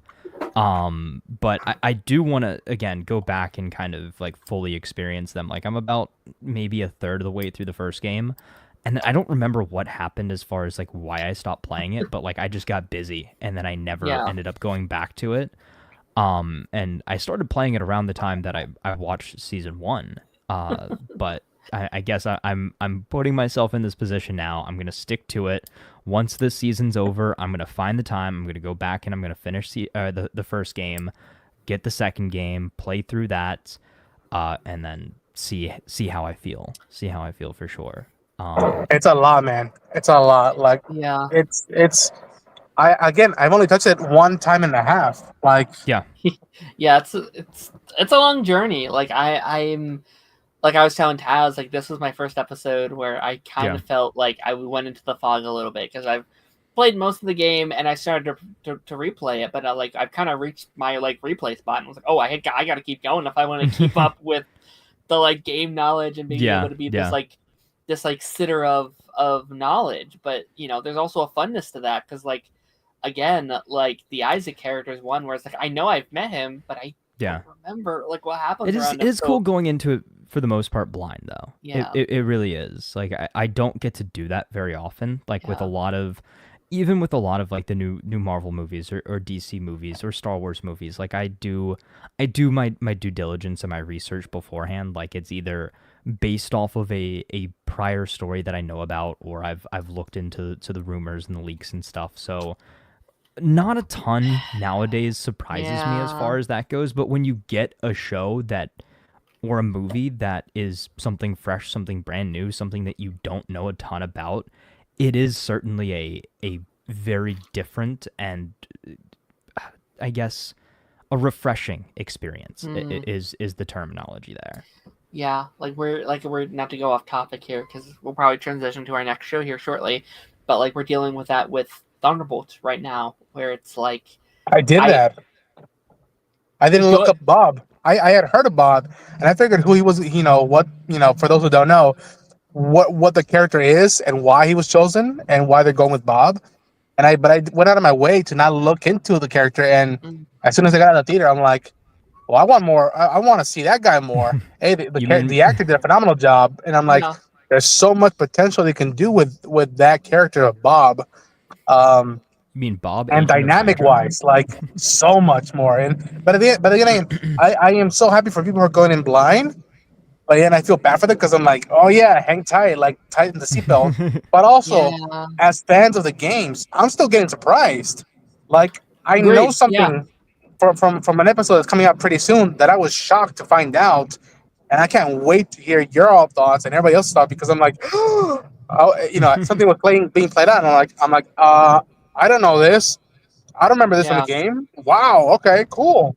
So much new stuff, and I think the show has kind of cracked the code in terms of how to do an adaptation, in my opinion, because I almost rarely ever want a one-to-one adaptation of a thing. I think that's so boring. Yeah. I think that's so lame. Like I think I always think you want to make an adaptation that can make the fans love it and have something new and have something fresh, along with the new fan being able to jump on it for the first time. Like I think a balance of those two is always what I want to strive for, and I think they've done that perfectly, of like hitting all the notes that people are looking forward to, but adding like episode 3, basically all new stuff. Like that's fresh content. Like I felt like I was watching an episode of television I knew nothing about, and that was very cool. Interesting. Adding on to what was there. It's not replacing stuff. It's adding extra context to things that you maybe wouldn't have had otherwise. It's like reading a book based on a movie that you saw, or you know, like like finally reading the book of like I've been reading the like Hunger Games books, and it's like it's not that I like one over the other. It's just I'm getting all this extra context that I didn't have because the movie can only be 2 hours long. I think it's a very similar idea. I think that's why I think that's why Fallout did so well, is because it's a story within the established universe. It is canon, but it's not stepping on the toes of the canon of any of the games. I hope more stuff does its own thing. Yeah, cool... I think Assassin's Creed should take notes for that Netflix series when it ever comes out. I think Halo needs to take notes from that when we maybe get a reboot, revival, another season, another show entirely. Like I honestly... so randomly off topic, but I really do hope that they give Pablo Schreiber another chance to play Master Chief, even if it's like a complete just reboot the entire freaking like show and just start over again, and just say, hey, let's forget about those 2 seasons that were on Paramount, and you know, try again. But they could have done something so great with that show, and I still enjoyed it for what it was. But I couldn't watch it, man. I understand the criticisms. Like when I heard the stuff they did, I was like, "Yeah, are you kidding me?" I'm like, "Just do Dread." Fucking Carl Urban did it. Like that's all you gotta do. Like wow, that's literally not even heard that comparison. Stuff, or Mandalorian. Right. Yeah. Like it was, or just like I agree. Like like call it Halo, but like don't make him Chief at that point. Just make him some random Spartan. Yeah, like I feel like. Sorry, go ahead. No, go ahead. Wasn't it a theory that they wanted to make like a Mass Effect show, but they couldn't, so they quickly changed it to Halo or something? No, boy. I've not heard that, but that's an interesting take. A Halo show was something that they were trying to do and wanted to do for like 10 or 15 years, like something ridiculous like that. Like it had just kept getting like shopped around. Different directors were thrown in and out of the project. I think it was supposed to be a Spielberg thing at one point. Like there was some really? Just like crazy. Yeah, there was just some random stuff. Like they announced a Halo movie back at like a really old E3, like long ago. Like what was it, like when Halo 2 or Halo 3 came out, or like around at the height of it. For the longest time, I heard Peter Jackson or the District 9 guy was gonna do it, and I was like, yes, all right. I didn't play the games, but like from what I had seen, and then like that makes sense. But then you know, I graduated out of high school and nothing. I started college, nada, and it's like by the time this show came out, I was like, eh. I still think the best live action Halo thing was the Halo Forward Unto Dawn, the little like mini series before Halo 4 came out. That was probably the best like live action Halo content, or the Remember Reach trailer. That was really good too. Yeah, which sucks because like stuff like that is like how I consume a lot of these game medias, because I'm not a gamer. Like I don't have time, nor am I good at all. So like when a project like Halo gets announced, it's like, oh cool, I can experience the story via this new adaptation, very similar to what people are doing with The Last of Us right now. Yeah. Or, like what I did with Fallout and stuff like that, or like Five Nights at Freddy's. But like when people are like, this is nothing like it, do not watch this. This will tarnish your image of Halo. And I'm like, okay, I would say, I'll wait. In a lot of ways, like if you could sit down and like read like large novels, like I think getting into the Halo novels would be a good entry point for you. I've heard that of The Witcher as well. Yeah, I liked The Witcher, but I am not excited for the new season, especially without Cavill. Like I dug season 1 out, and season 2 felt a little bit odd, and I was like, I'm good. Like to me, I became a Castlevania fan because of the anime. Like the anime was that first season was so good and tight that I couldn't wait for them to get to season 2 and see the banter and the connections and whatnot. And then I'll never forget seeing a sibling of mine freak out during the penultimate episode of season 2, and they start playing the music from the game, and it was like, oh, it's an orchestra of the theme. It's like, oh, Blood Tears or whatever the name of the song is. And so like Castlevania. What else? I just saw on the plane to Japan. I saw the Cyberpunk Edge Runner show for the first time. I had not Oh, I seen still it. need to watch that. I still need to watch Oh, that. dude, it's so good. Like it's there. Like I haven't finished Devil May Cry yet. But, like the potential is there. It's just how you use it as well. Yeah. As we kind of transition out of Last of Us, but I do want to ask your thoughts on the ending, Taz, and this is more so just for Taz because I think you know more about it, Ronan. But like, how did you feel about the ending of like her being like, "No, you have to stay here. I can't let you go out now that we know all this stuff." How do you feel that she's like, "No, I'm going. I'm coming with you." It feels very cliche. Like there was no way they were gonna go all that way, and she was gonna just send her back. Like in a lot of ways, I feel like that's more dangerous to send her back on her own. Yeah. I feel like we've come this far already. My secret's out, your secret's out. Let's just see this through till the end. I think honestly that was probably the better call.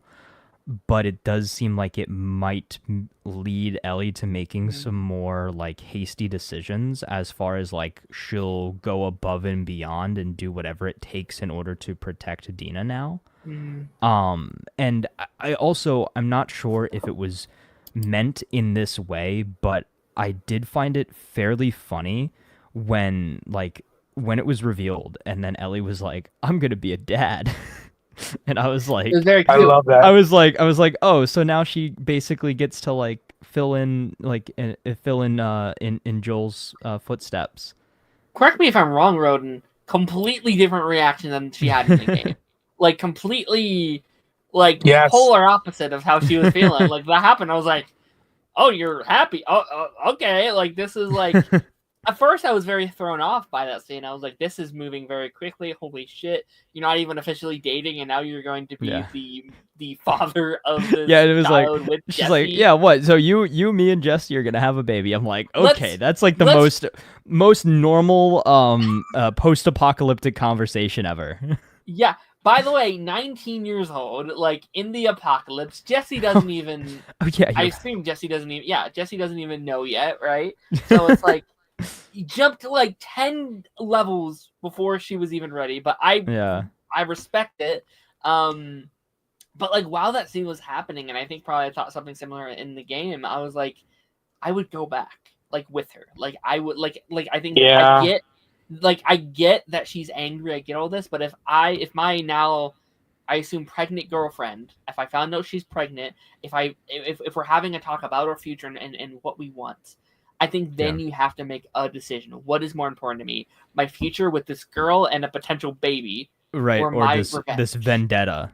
Yeah. It was very different from the game. Like I was shocked how like mature Ellie came off. I was just like, wow, because again, without going into much detail, Ellie is full on like Terminator mode in the game. And like it's messed up in the game because you kind of like you're with her, but then you're like, I don't want your soul to be damned.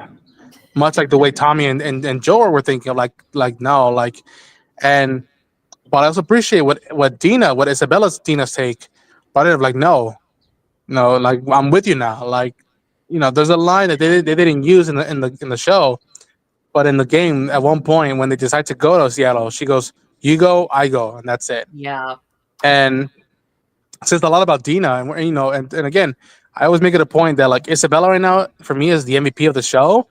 But in terms of Dina, we don't get to go to these levels without what Shannon Woodward did in the game. So shout out to Shannon Woodward. Yeah. What she did in the game. And it also is such a good decision to make Joel the surrogate father figure to her because that hits so much harder. It's not just, I'm here because you're here and I want to protect you. It's, no, I cared about him too and I want to kill these fuckers just as much as you do. Like, I want the same thing as you. And I think that has made all the difference with her character. I think that has just like absolutely killed it with like what they're doing with her and like their dynamic and how they're furthering exploring that. And so, random theory / question: what are the chances that somehow this child has the same immunity that Ellie does? Like, obviously not genetically. But like, could something happen? Like, I don't know. They're like being in close proximity, or like, some blood or something like gets transferred or she whatever. kissed Dana, Right, so exactly. Dana has it in her. Exactly. Yeah. That's what I'm saying. Like something like that. Or like because or like, they were, doing stuff and she had the open wound and things like that. You know what I mean? Like, could that have like transferred and like create another immune child? Like, all right. Again, Ronan just like sitting there like like laughing because I haven't played the games and I don't like know anything about how any of this works. But like crazy tinfoil hat theory, like I don't know. I don't know how likely that is. That was probably the dumbest thing ever. Well, you're gonna clip it, post it, and then somebody on TikTok is gonna tear me to shreds. This dummy. But no, I mean, it's a valid question to have just in terms of Ellie, because if that is a possibility, then right, that's what I'm saying. Like, could there be a simpler could there be a simpler way for her to pass on her immunity than killing her and taking her blood? Right? Like, there's got to be some way. Like, they've got to, like, it's almost like they have to just find the trick. Like, like if you're not getting a good connection on something, you got to like wiggle the antenna in just this certain way. And once you get it in that position, then it works. So like she's got to find like the cheat code. She's got to, press like circle, square, up, down, left, and then, you make an immune baby. I don't know. Somebody clip that. Amazing. To quote Dave Filoni, interesting. That's. I'll leave it at that. Okay. Okay. We are going to be transitioning into our next show. I know, Ronan, you have to probably prepare for your Last of Us live stream in another bit. So everyone, go obviously check out his stream once you're done here. I mean, do you want to shout out anything, Ronan? You want to do all your things? Sure. It was fun talking to y'all. I gotta go prep stuff. Yeah. I'm dropping my Tales of the Underworld reactions pretty soon. I did the first 3 with Assad's Ventures, and then I'll drop the next 3 that involve another bounty hunter. And what else? I'm still prepping up some stuff for my vlog in Japan, just because there's a lot, and I want to add some cool stuff. So keep on the lookout for that. And then I know Taz is gonna love this one. On Tuesday, prep for my Andor stuff, and then on Wednesday, I'll do a stream talking about Star Wars related stuff. So, got a lot of stuff cooking down the pipeline. No pun intended. He said the thing. Great talking, my friend. I will catch you later, and have a good one. Take care, y'all. Having fun talking to you. See you guys. Yes, have a good stream. Oh boy. Alrighty, Taz. Alrighty, the time, an hour and a half later, we can finally talk about you. The time has come, Commander Cody. Execute Order 66. I got rid of that clip, dang it. All right. But no, you. I mean, I've been really excited to do this because for the first time while we're done one of these, we're both caught up, or we're both on the same playing field. We both have seen every episode of you, and all 50 of them. All 50 episodes. You were very right. It's been fun over the last week and a half chatting about the final season as we're going through it. Yeah. The whole reason I started this journey because I knew this is coming out, and I had said, like, if I don't do this now, I'm not sure if I ever will. I don't know if the motivation will ever come to me when it's over. And this has been such a big part of the like pulp culture Netflix sphere for the last, what is it, almost a decade, right? Like, it's 5 seasons, but it came out 2017, maybe? Was it 17? I don't know. Hold on, you Season 16? 1. 2018. Really? No way. Okay. No way. Okay. So I wasn't too far off. Interesting. 2018. Okay. But Okay. obviously, I mean, I'm sure they started working on it well before then. sure. So. Yeah. I mean, it's still been a big part of the what is it now? 6-7 years at this point. Like, you're been a I mean, big it was part one of the longest running Netflix shows that was on at that point. Like, yeah, pretty rare to get a 5-season show like that. yeah, for sure. Yeah. No. I mean, you had kind of praised the show as like one of your favorites, and like Yeah. going in, I feel like I had a different expectation of like what it was. Like I I thought definitely it was, maybe overhyped it in your book a little bit. you, and then also like a lot of people also very much praised it as like one of those must-see shows. Like it went on for 5 seasons. It was this huge hit. I've seen trailers and photos and videos of it over the years. So like I'm glad, like despite everything, like I'm really glad I at least got the chance to check the show out. Yeah. Just kind of your overall opinions. How did you feel about the final season of You?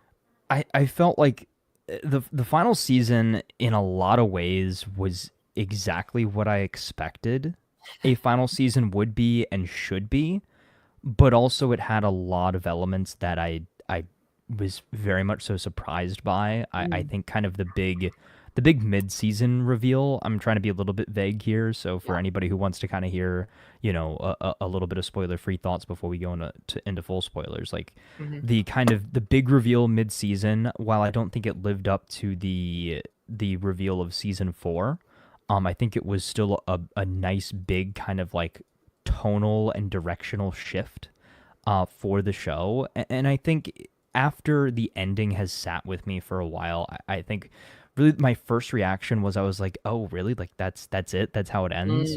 But I think the more I sat with it, the more I listened to kind of the justification for the ending, like hearing Penn Badgley talk about the ending and like why they went the direction that they did, why they chose to do the specific things that they did, I was like, okay, I really do see and understand why the show ended the way that it did. While I have tons of like crazy, like fun, funky theories as far as like how you could have ended it maybe a little bit more open-ended, or like brought things full circle, brought back certain characters in certain ways. But the way that they did things, I think it grounds the show very much so. Like I think the show really did go off the rails like post season 2. Like I think end of season 2, season 3, season 4, it got, I won't say fantastical, but they almost lost the plot in a little bit of a way, right? Is like they kind of lost the idea of why the show started in the first place. Like Joe Goldberg is not a good dude. Like he'll do some vigilante-esque things, but at the end of the day, he is a stalker, a manipulator, a serial killer. Like, and not a Dexter serial killer. Like, he kills innocent people just because he doesn't want to get caught, or because he's a bad guy. Yeah. And he's not one of those like bad guy with a heart of gold kind of thing. Like, you thought they were kind of gonna go that way. Maybe early on, like there's some kills early on that you could somewhat forgive, like, but I think at the end of season 1 when he kills Beck, like that's the point of no return. Like I think up to that point you could have justified every life he took, but after the end to season 1, that solidified Joe as the ultimate villain of the show. And I think they doubled down on it this season. Like they gave you hope that, okay, he could have this perfect life, he could have kind of everything he worked to get. But he, at the end of the day, Joe is Joe, and he can't allow himself to be happy because it's never enough for him. And there's always going to be that next target. Yeah. Man, yeah, no, there's so much here I just want to dive into just based on what you said. But I think, honestly, we got to start backwards and make our way frontwards, like, through it all. But, like, I think that's one thing that makes the season so good to me, is because, like, I think it's very easy in the show to forget that he's a bad guy. Like, I think it's very easy for us to be like, like, but he's just a guy. He's just an awkward guy. He just wants to find love. Like, don't worry about it. Yeah, and I think this season made it very clear, especially as you go on, and there's a moment in the final episode where you see, I think you see real Joe for the Oh first yeah. time. Oh yeah. And throughout the season, it's like, oh, I don't think I fully understood that. And I think that's actually the season does a good job because they shift, like, the finale episode shifts from Bronte, or it shifts from Joe's POV from the very beginning to Bronte's, and we can finally we finally exit his narrative, him being like, yes, but I just do this, but I can just do this. If I can just and do the whole this, show, you're right, and the whole show has been from his perspective, and it's like, how reliable of a narrator has Joe been for us? Yes. And he has twisted and manipulated the truth to the audience even to justify what he's doing and to be like, see, yes, I'm doing bad things, but I'm doing bad things for a good reason. Yeah. But in reality, like, no, dude, like, you're doing bad things because you can't control yourself. You are a bad guy. Yeah, and like, there's so much of that, like this season, I think does a really good job about that, like him justifying what he's doing. Like, you have the whole Bob stuff where it's like, yes, but Bob is keeping us from saving the world. Like, if I kill Bob, it's like, if you let me kill Bob, then you can save kids' lives. You can save this. You can do this. You can do this. We just have to kill him. Oh, but now it's your sister. Now if she's going to stop us from saving the world. Like, there's so much of that stuff that's like, oh. I will say there was that one the one scene that kind of that I really loved was Joe was in the car. He was FaceTiming Kate, and she was like, "You're a serial killer," and basically he was like, "Yeah, but like, at least I didn't kill kids, dude. Like, that's kind of messed up." And he just, like, that was kind of his mic drop moment.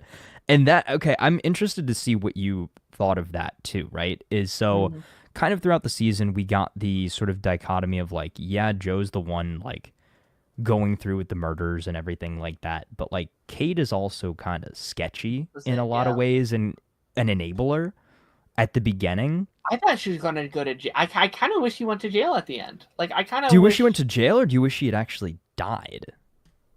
Which ending would have been better? Like, I did think it was a little weird that she kind of got out, no consequences, unscathed. Yeah, that was the point where I'm like, really? Yeah, she like literally had this guy, like, she had this guy kill her uncle to keep her powerful seat in her company, and she keeps the son, right? The son, which we'll talk about him later. Oh god, which yeah. I Henry was a standout. Henry was really, really good. I loved him a lot. Yeah, should have went back to the parents from season 2. Yeah, dude, he should not have been. Okay. Oh god, there's some stuff too. I started researching too what happened in the books, and there was a book that came out post, like, after the show had, I think the first 2 seasons of the show were out when like this third book came out. There's some crazy stuff. The book goes crazy. Joe in the books is even more messed up. So is it based on a book, or is it? Yes. So okay. So the show is based on the books. Oh wow. So what is it? There's like 3 books. Hold on. Books. The You series by Caroline Capines. Reading order. You, Hidden Bodies, Providence, You Love Me, and For You and Only You. Interesting. 4-book edition. Yeah, there's a lot of... Yeah. Again, very similar to Dexter. There are Dexter books that go... that get much crazier than the show. Like, in the Dexter books, there's actually some supernatural elements. Wow. Like, oh, wow. Yeah. Man, Audible, if you're listening, sponsor us. Look, there's so many connections. Yeah. There's Star Wars. Yeah, books, I guess I need to start. Yeah, I guess I need to start actually reading books. Like, that's my or favorite. At least listening, or at least listening to them. Audio books is like what I like to do, and I wish I could do it more. But it's like you get like watch the like story first, and it's like, okay, that's a cool story, and then you get to read all these extra details that you never knew about. It's like, whoa, okay, it's like an extended version of that movie. Well, I like even more connection. There's a Revenge of the Sith novelization that goes into so much more detail than the movie does, and apparently they're like re-releasing it like for the 20th anniversary as well. So I'm interested to see kind of how that goes. But anyway, back to the show. Real quick. Naruto, yeah. We did see that. Or at least I did see that there was an episode called TLOU, which is the title of the second Joker movie. There were some good episode titles in this season. I think they always do some pretty good titles as far as episodes and stuff go. But where were we? Where were we? We were everywhere. Went off on a tangent. Let's talk about like the actual ending at first, because I feel like we're just gonna be dancing around it the whole time. I want to talk about that first, and then we can make our way through to whatever the heck we want. I just watched it last night, so I haven't sat on it as much as you. I at first felt kind of underwhelmed at first with the ending. Yeah, and I was thinking about it today. I was like, why is it exactly? And I think it's because. And I know you're on like a serial killer murderer kind of kick right now. I feel like these kind of shows can only end a couple of ways, right? I feel like most of them kind of have to end with them either in prison, with them in death, or them being justifiable, like their actions being justified, them getting away or whatever it may be. So I feel like... And they experimented with all of those endings. And this is the one that they decided on for one simple reason, a couple reasons. Yeah, a couple of different reasons, which I'll go into a little bit more. And I think if you haven't seen it yet, you've got to watch that podcast that I was talking to you about. I'll have to check it out. Can send you the link outside of this, but and like I think context. We had talked about it, and like we had given our theories, and we had talked, well, maybe he was crazy and blah blah blah. But I think outside of that, like I do think him going to prison for me was always the right ending for the character. Like I think just a character that likes to lock people in cages, that can't sit still, that can't has to move full on. Circle. I think he has to be locked up himself. I think that was always going to have to be the ending for a character like that. And I think that voiceover at the end, the more I listen to it, the more I think that his final monologue voiceover was perfect. And the way that it ended with him like reading the fan mail and stuff like that, it's like, maybe I'm not the problem. Maybe the problem is you. And I was like, at the end, I was like, the heck? But like, as I let that sit and I watched maybe 100 different edits using that, I think it is literally the perfect note to leave the show on. Maybe the problem is you being the audience watching the show, watching the show, idolizing Joe Goldberg for 5 seasons, being like, yeah, he's a murderer, but like, oh, he's great. Hot. Like, yeah, exactly. Like, and they kind of approach that in the show too, is like, it's so interesting. It's like life imitating art, imitating life in a lot of ways. And I really do think that that's a very interesting thing. It's just like the show almost questions its own audience. Like, why did you just sit here and watch 5 seasons of this insane guy murder everybody who he said he loves, or at least try to?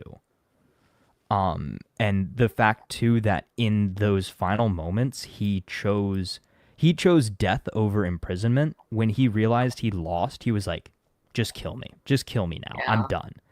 And what another interview with Penn Badgley is basically, he was like, they didn't want somebody to kill him in the end, because then that would bring whoever killed Joe down to his level. And basically he would have, number one, gotten the easy way out with death, and number two, it would have made whoever stopped him just as bad. So I think that it definitely showed some power that not only did Bronte eventually kind of come around and see through the lies of the Jedi, but also she didn't kill him, but used him in the same way that he used so many other people. She got what she wanted out of him, which was an explanation and a way to publish Beck's book unedited, but also put him away in prison forever, where he can no longer interact with anybody or do anything ever again. And to top it all off, she shot his Goldberg off. Which I think was maybe the funniest irony of the end of the show, right? Is like that's all he was thinking with the entirety of the show. 100%. Yeah. And now that's gone. That is a non-factor going forward Yeah. unless he's got some great doctors in the in prison. And there was a part of me that thought that the show would end with him like in prison, right? And then like a prison guard, like a female prison guard walks by and he's like, Harley well, Quinn. hello. Right, no, you're right, exactly. Where he's like, well, hello, you. Yeah. I see how you wear your uniform. It does feel very, actually, that'd be a very fun season, actually, him in prison. Right, where it's like, okay, and the story continues no matter what, even if he's locked up in prison, he never changes. I think that would be an interesting way to end it as well. It's definitely very open-ended. Like, to me, it definitely felt like they know they're in a world where shows are constantly coming back. Dexter's coming back, it could easily come back. Like, he could... I've seen people say Michael Scofield from Prison Break could break him out. I've seen people say that he's going to team up with Dexter because they're both in New York. All the crazy stuff that could happen. But, like, if it ever comes back, I want it to be off the air for, like, 10 years, like Dexter was. I can't say I'd be mad about it because I literally just started it like 2 months ago. Like I don't have the ball in the game that like you and probably other people do. But like this is a show I don't necessarily want to come back. Like I think it wraps up in such a good way that I think, not to say that stops other shows from doing so, but it's like, okay, what ending could you possibly give it again that could justify it coming back?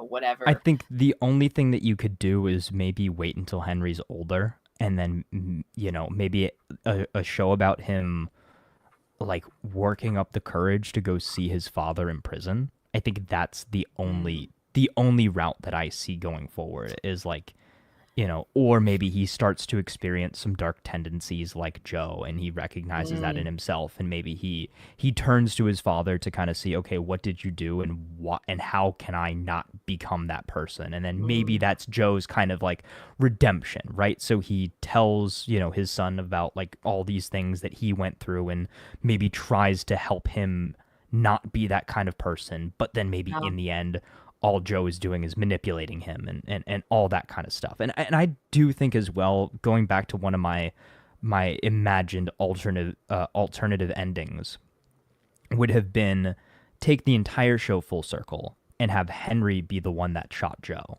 Not necessarily killing him, but have Henry shoot Joe in a very similar way to how Joe shot and killed his father to start the whole cycle from the beginning.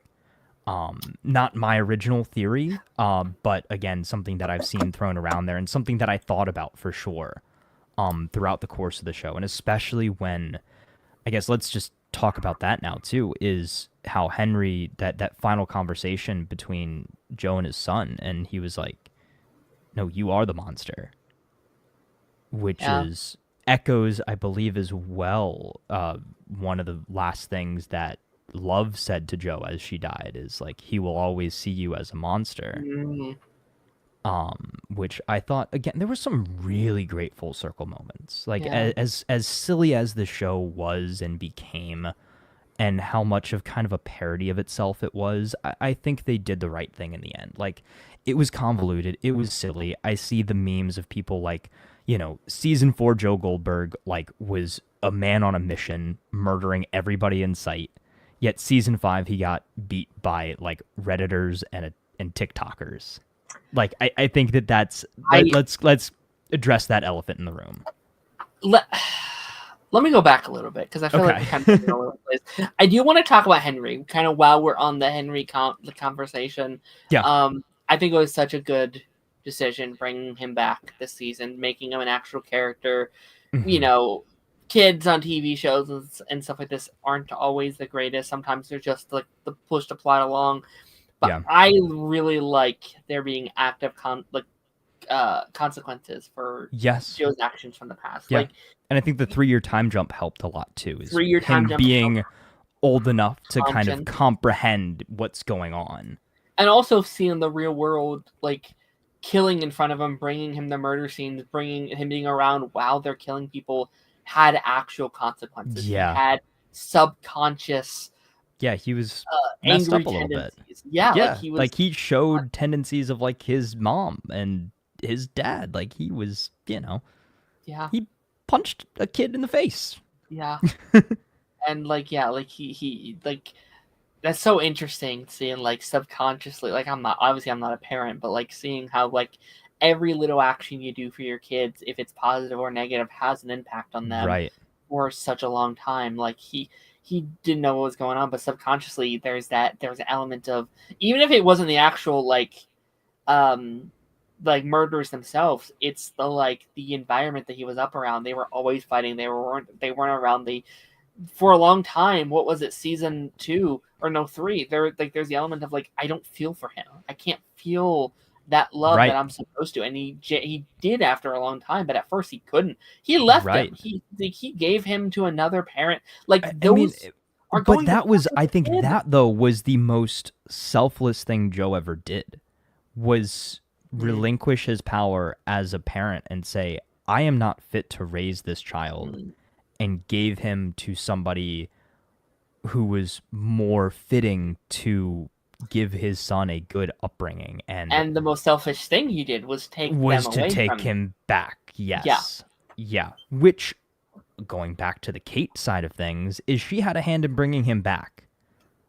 So she had to have, again, I think there's some plot holes here too with a lot of things. Like there really are some like hoops that we have to jump through. Also, something I didn't even think about until the whole show was over and somebody posted about it. Whatever happened to Joe's split personality with Reese? And like how at the end of season 4 he like looked into the reflection of the glass and like Reese was staring back at him. And then I think that was all just explained away with one little line of him saying, I was dissociating or something like that, right? Yeah. It's like, he was just like, yeah, I was crazy for a little bit, but now I'm good now. But like, well, I think that part of it kind of makes sense to me. Like if there isn't that reflection there at the end. Yeah. But like, because I think a part of it was like he was trying to justify, like he was still trying to be that good person seasons 1 through 4. And I think why the ending is so good is he snaps. He realizes like, oh, actually, I realized I actually love doing this. Like, it's not just this hero complex. I had to do it. Like season 5 is him literally being like, "Nah, this is who I am. I love doing this shit." I think. Yeah, you're right. You're right. It's like he kind of he kind of justified it in his mind. It's like, oh no, it's not me. It's the to reference Dexter. It is the dark. He's blaming the dark passenger, and you'll understand that. He treats it like a little fatal flaw. It's like, I just have a little bit too much sugar sometimes. It's fine. Yeah, it's like, I get, I love too hard, and maybe get a little murdery here and there. Like I'm a hugger. It's just something I do. It's fine. Whatever. Yeah. And it's always so interesting how he justifies his actions. Yeah. Like how I did this to help them. Like, I made this. Like again, like even that. I did everything for you. Yeah, oh my gosh. You're so selfish. You're a bitch. You're a blah, blah. I was trying to save you. You are nothing without me. And it's that moment where it's the tonal shift, though, is like, do you want to know how Beck died? I'll show you. Like that right there. And then when she said, there he is, there's the real Joe, I was like, oh, shoot. Like, this is the guy that we've been following for five seasons. Yeah, like it's that like narrative thing. He's telling himself he's good, and that's the version we're seeing. But really, it's not. Like Joe is this misogynist guy that's being painted over by this white knight in shining armor. This guy who's there, who loves women and wants them to be empowered, but it's like only empowered when empowered by you. Like when you say it's okay for them to be empowered. And right. It's like, oh man, it's like so he is so controlling by believing that he is giving these people control. I guess to use kind of what they, their words with them as well is like, it is such a it's such a deep conversation, and I think they really only kind of scratch the surface on like how deep it goes. Agree. And again, which is why I think listening to those interviews with the cast, like it puts everything into such a better perspective. And I think they did such a great job with handling such a very delicate scenario. And I think they again left it on a good note. Is like, as creatives, as actors, I feel like they could not in good conscience leave the season off with Joe in a position where he quote unquote won. Like, Agreed. Yeah. As much as the audience, you would like to see your main character have a happy ending. It's not about Joe getting the happy ending. It's about all of these people that he wronged and anybody who's left from his, path of destruction getting that happy ending. 100%. Yeah. Like, I think actually, like, this show would drop several letter grades if he escaped or he whatever. Because, like, I've talked to people over the years when I started it the first time where someone's like, I can't watch the show because that makes me uncomfortable within the real world. And, from the woman's perspective, 100%. Like that, like that's a reality they live every day. And I think with something like this, like, if you end it glorifying the killer, which is what the show has done up until this point, right? And which is why Penn Badgley hates Joe, right? Which is why he absolutely despises that character, and it's so funny to see his tonal shift in these interviews where he's like, this dude got what he deserved. He got his junk blown off, and he got locked away in prison, never to come out or and hurt anybody ever again. Like, he got his comeuppance. 100%. In the worst way possible. 100%. Like, I think you have to show to the audience, this is not okay. You can't be like Joe. Joe is a bad guy, and him getting what he deserves, I think, again, was always the ending. I think it always had to be the ending, even if the execution, I thought itself felt a little like face value in some aspects. Yeah, and that kind of brings me back to the beginning of this, is like, it ended in a way that I definitely kind of saw coming. Like, when we got the big reveal that Bronte was onto him from the start, I was like, oh shoot, like, that's crazy. Like, she's been playing him since the beginning. But it all kind of fell into place and all kind of made sense. And I'm like, how has nobody else put it together? Like, why did these, like, conspiracy theorists on Reddit and TikTok put this together before the police could put it together? And there were, like, so many, like, elements of things that, like, were around for so long, like, the jar of pee from season 1, like, all these, like, little random things that have been following Joe across all of these seasons that somehow never caught up to him. Yet very coincidentally, this girl that was a friend of Beck, like, got suspicious after her death because she read the book, and it didn't sound like it sounds so convoluted when you try to go back to, like, explain it. And then,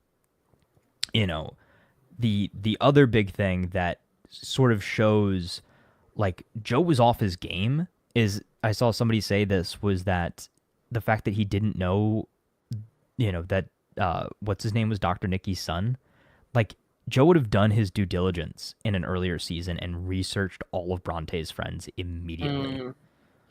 But the fact that he didn't do that shows that he was blinded, I guess, for a better word, or for lack of a better word. Like, he was very much so, he thought he had the upper hand, and that he was, I don't want to say pulling a fast one on anybody, but that just, like, he could just continue to do what he's always done. Blinded, but also I think lazy. Like, I think he was out of practice. It had been 3 years since he had done any of this stuff, so I guess that's their justification. Out of practice, but also, like, I would argue, like, again, the first time he's enjoying it, he's having fun. It's not like this, oh, I have to take care of this. This season, I think this is a season we're slowly seeing him go insane. He's losing his mind a little bit. He's not fully there. He's broken into several different pieces. So I think him being a bit lazier actually kind of fits here. Him being like, yeah, okay, she loves me. Because, like, even him taking her back is so interesting to me, of, like, and we'll probably get into that, but of, like, for tricking him. Oh my gosh, I'm leaving. Oh no, I'm actually in with you. It's like, oh, It's like, okay, yeah, it's like, go. oh wait, no, you defended me. You said that I, killed this guy out of self-defense, and then okay, that's yeah, also like I'm back with you. Yeah, like I thought that stuff also felt a little it was obviously self-defense. But that, I mean, we can talk about that, and then I feel like we'll make our way into like the social media aspect of it. Yeah, Bronte is a very interesting character. A character I don't quite know how I feel about. Yeah. But what I will say is I actually kind of really do dig, in the context of the story. Obviously, it's a terrible thing in real life, but the Stockholm syndrome story that we tell with her, I think, is fascinating. Of her going undercover for the first time, a love interest who knows who Joe is from the jump, from the start. Yeah, like she knows exactly who he is. Yet she still somehow knows exactly what to look out for, yet still falls into the trap that everyone before her fell into, which is such an interest. Yeah. Right, exactly. Well, it's because it's the whole. So again, listening to more interviews, because this is all I do, obviously, in my free time, is listen to interviews about shows that I've finished. So it was the actress that plays Bronte with Penn Badgley. They were talking kind of about like what happened, and basically like it would have been unrealistic if Bronte didn't, for at least a moment, kind of, throw all logic out the window and kind of fall like head over heels for this guy, because that's what he does. And it's kind of the whole point of like, oh, I'm so smart, this could never happen to me, and that's why it does happen to you, sort of thing. Is you would never, oh, I'd never see it coming, this can't happen, and then by the time it happens and you see what happened, you're like, oh shoot, like I let this thing happen. And like it doesn't even have to be necessarily like, relationship related like it is in the show. Like it could be about, something else entirely, like, something just like sneaks up on you, or like, whatever. But like I do think that that's a very interesting angle that they played. But she stumbled, she recovered, and in the end did the right thing, and was able to still take him down, which again, I think Joe got cocky, and he got lazy, and he got comfortable. I think it is the best word for it. Yeah. I think that's really the best word for it, is he got very comfortable in his new life, and he thought that he thought that Kate was so distracted that she wouldn't recognize what he was doing on the side. And just, be able to slip back into his old ways. Yeah. But it just like, and it's sort of one of those things too, where like, go back to watch, Revenge of the Sith again, right? Is like you watch it and you hope, Anakin doesn't fall to the dark side. Like, but every time you watch it, he's going to turn evil. Yes. And it's like that with every season of You, right? It's like Joe has this, this perfect relationship. He's got everything going for him, that sort of thing. And then somebody new walks in, and he's like, "Oh, well, hello, you. Like, what could happen? Oh, no, I'm not going to do that. I'm not going to go down that route again." And then he goes down that route, and you're like, it's so frustrating. Yeah. It's so frustrating. He and like to the point where it's like, when I try and sympathize with a character like this, like part of me wishes he could have gotten help, because he was a broken man. He's been broken for many years, and it's it's a sickness. It really was a sickness of like something he couldn't help. There's this part of him that just keeps falling back into those holes of like, it's an addiction for him. Like like that's really what it is. And like we see these various points of trauma and stuff like that, and it's like it would have been, like if we were living in a world with like an Arkham Asylum, I'd be like, all right, let's put him in Arkham Asylum, let's give him some help, let's give him the help that he deserves. But he's so far gone at this point, you can't. He's that's interesting. People. That's interesting, right? Is like, do you think it's like is it like a mental illness that he has, is why he's doing it? Or from my point of view, though, I feel like he is very much so aware of what he's doing. He's just justifying it. You know what I mean? Like, I think he's, outside of season 4, I think he's very much so in his right mind, as far as like, he knows what he's doing. Like, I think prison rather than an insane asylum is the the better place for him to be. I would love to talk to like a therapist about this episode. Like I would love one of those like therapist reacts, because that would be so interesting. Because I don't have the right answer. I just don't want to answer that question because like I'm not a doctor. I can't diagnose Joe with exactly psychologist diagnoses Joe Goldberg. I'd pay money for that. I would watch that, for sure, because they're I want to say I think he should be in prison, yes, but also it's I also think he should have gotten help. I think there's a lot of psychological damage that was done from him. He was locked in cages, he was beat as a child, his mother left him, all these horrible things that fucked him up. And I think over the course of these killings, of not getting help, of being isolated, being by himself, it broke him. I think he went. I mean, look what happened last year. He did. He did. He did literally have a psychotic break. He broke. He's a broken man. He literally fractured personalities. Yeah, you're not right. To justify his actions, because they are not justifiable. But again, I would just like to see could you have maybe helped him if they got to him sooner, right? Yeah. If you got to him at the end of season 1 or something, after what he did to Beck, could you potentially maybe not have him let him go, because I think at that point it's too late, but could you give him a somewhat safe life in an asylum somewhere or something? I don't know. And so interesting too that you kind of made me think of something else as well that I saw earlier today, is that season 1 Joe would have been perfect, or I guess the Kate that we saw in this season would have been perfect for season 1 Joe. Whereas for season 5 Joe, I think he would have more so understood love a lot more. That would have been the better pairing versus when they met in the timeline. I think, and after seeing that, I was like, you know what? That's a really intelligent perspective on it. And just to see how far he fell, even from obviously he wasn't a good guy at the start, but somebody on the level of Kate that kind of understood that darkness a little bit, kind of would allow him to do some sort of things, but not, nothing crazy. But then he got to the breaking point of he killed love because she got to the point where Joe is currently. Yeah. When Joe thought he was the sane one. So No, that's very interesting. Yeah, because because season 3 is so interesting because they are both killers, and that's probably the best version.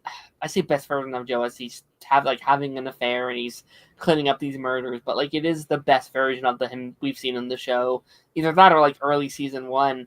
But you're right. It's they're on. I think those two are on the verge of something working out of everyone that we've seen, especially when they start having into the open relationship of it all, as cringy as that entire plotline is.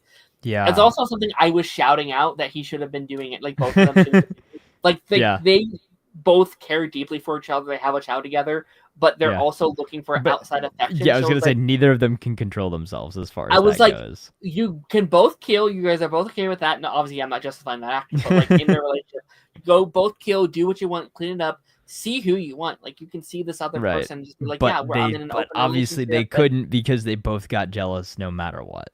If they could have just talked about all their things and what they both wanted, the two serial killers that got married could just talk about it in a nice mature because they found the right decision for both of them. They reached a point you guys have solved it. This is amazing. Good for you. And then just well, no, all right. All right, let's go down that road. I do also think season 1 Joe would have wanted to kill season 5 Joe.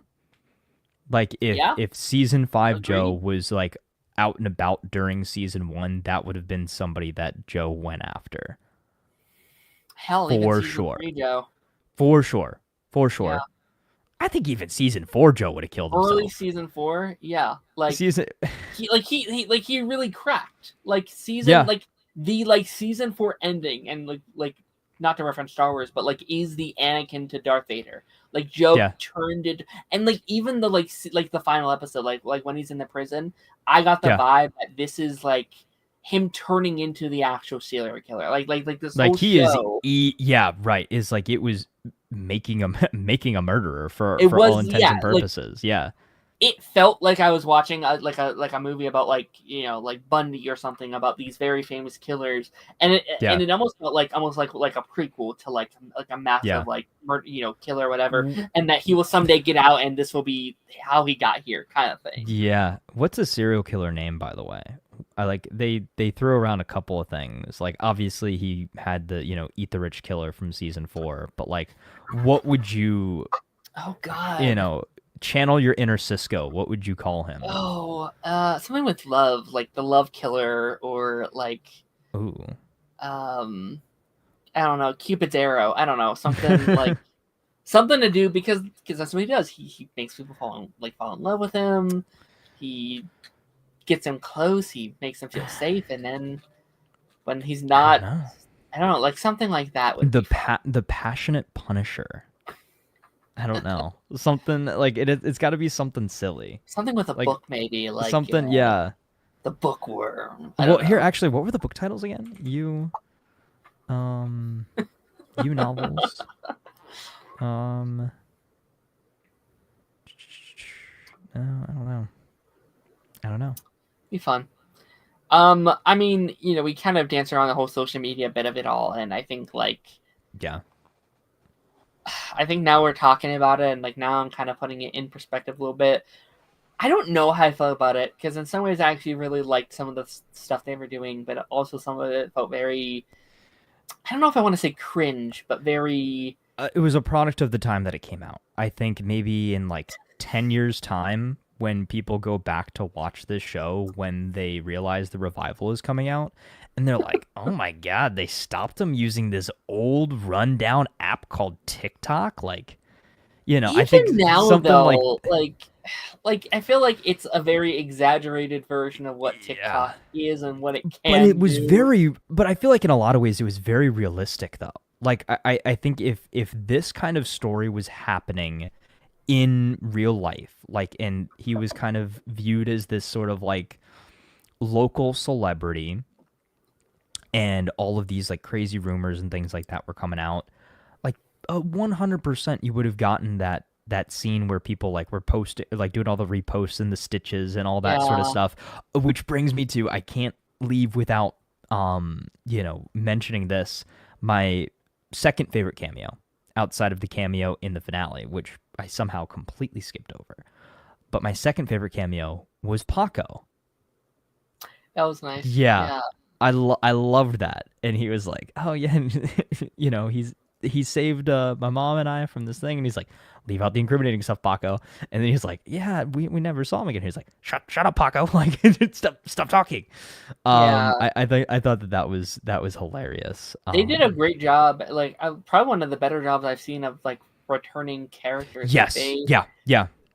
They did it in really a way well. like, I think that was such a smart choice to do that. Be like, okay, how do we happen to bring all these major characters back into the frame? And I was really hoping for not Dylan. That's Dylan. That's his name from the other show. But his like friend from like the bookstore, played by that actor who's in everything. Ethan. Yeah, I was hoping for a cameo from him. I got it. Yeah. The only major character that I would have liked that I knew they weren't going to do was Jenna Ortega's character from season 2. Yeah. I which knew apparently there was a cut storyline where she was supposed to be like a mysterious benefactor for the takedown crew of Joe. That would have been cool. Like working behind the scenes, like she was like funding them, or like secretly in charge. Was he or still something paying like her that. money every month? I don't know. I cannot see like him doing that unless like maybe he stopped, and then once he got rich, he's like, here's $10 million. Here's $10 million. Yeah, like, I'm done. Just like, you'll be good for a while. Yeah, think about, okay, we need to like there's so many lists that we can make off of this, like, top 10 people we wish didn't die, top 10 people that should have died, that kind of thing.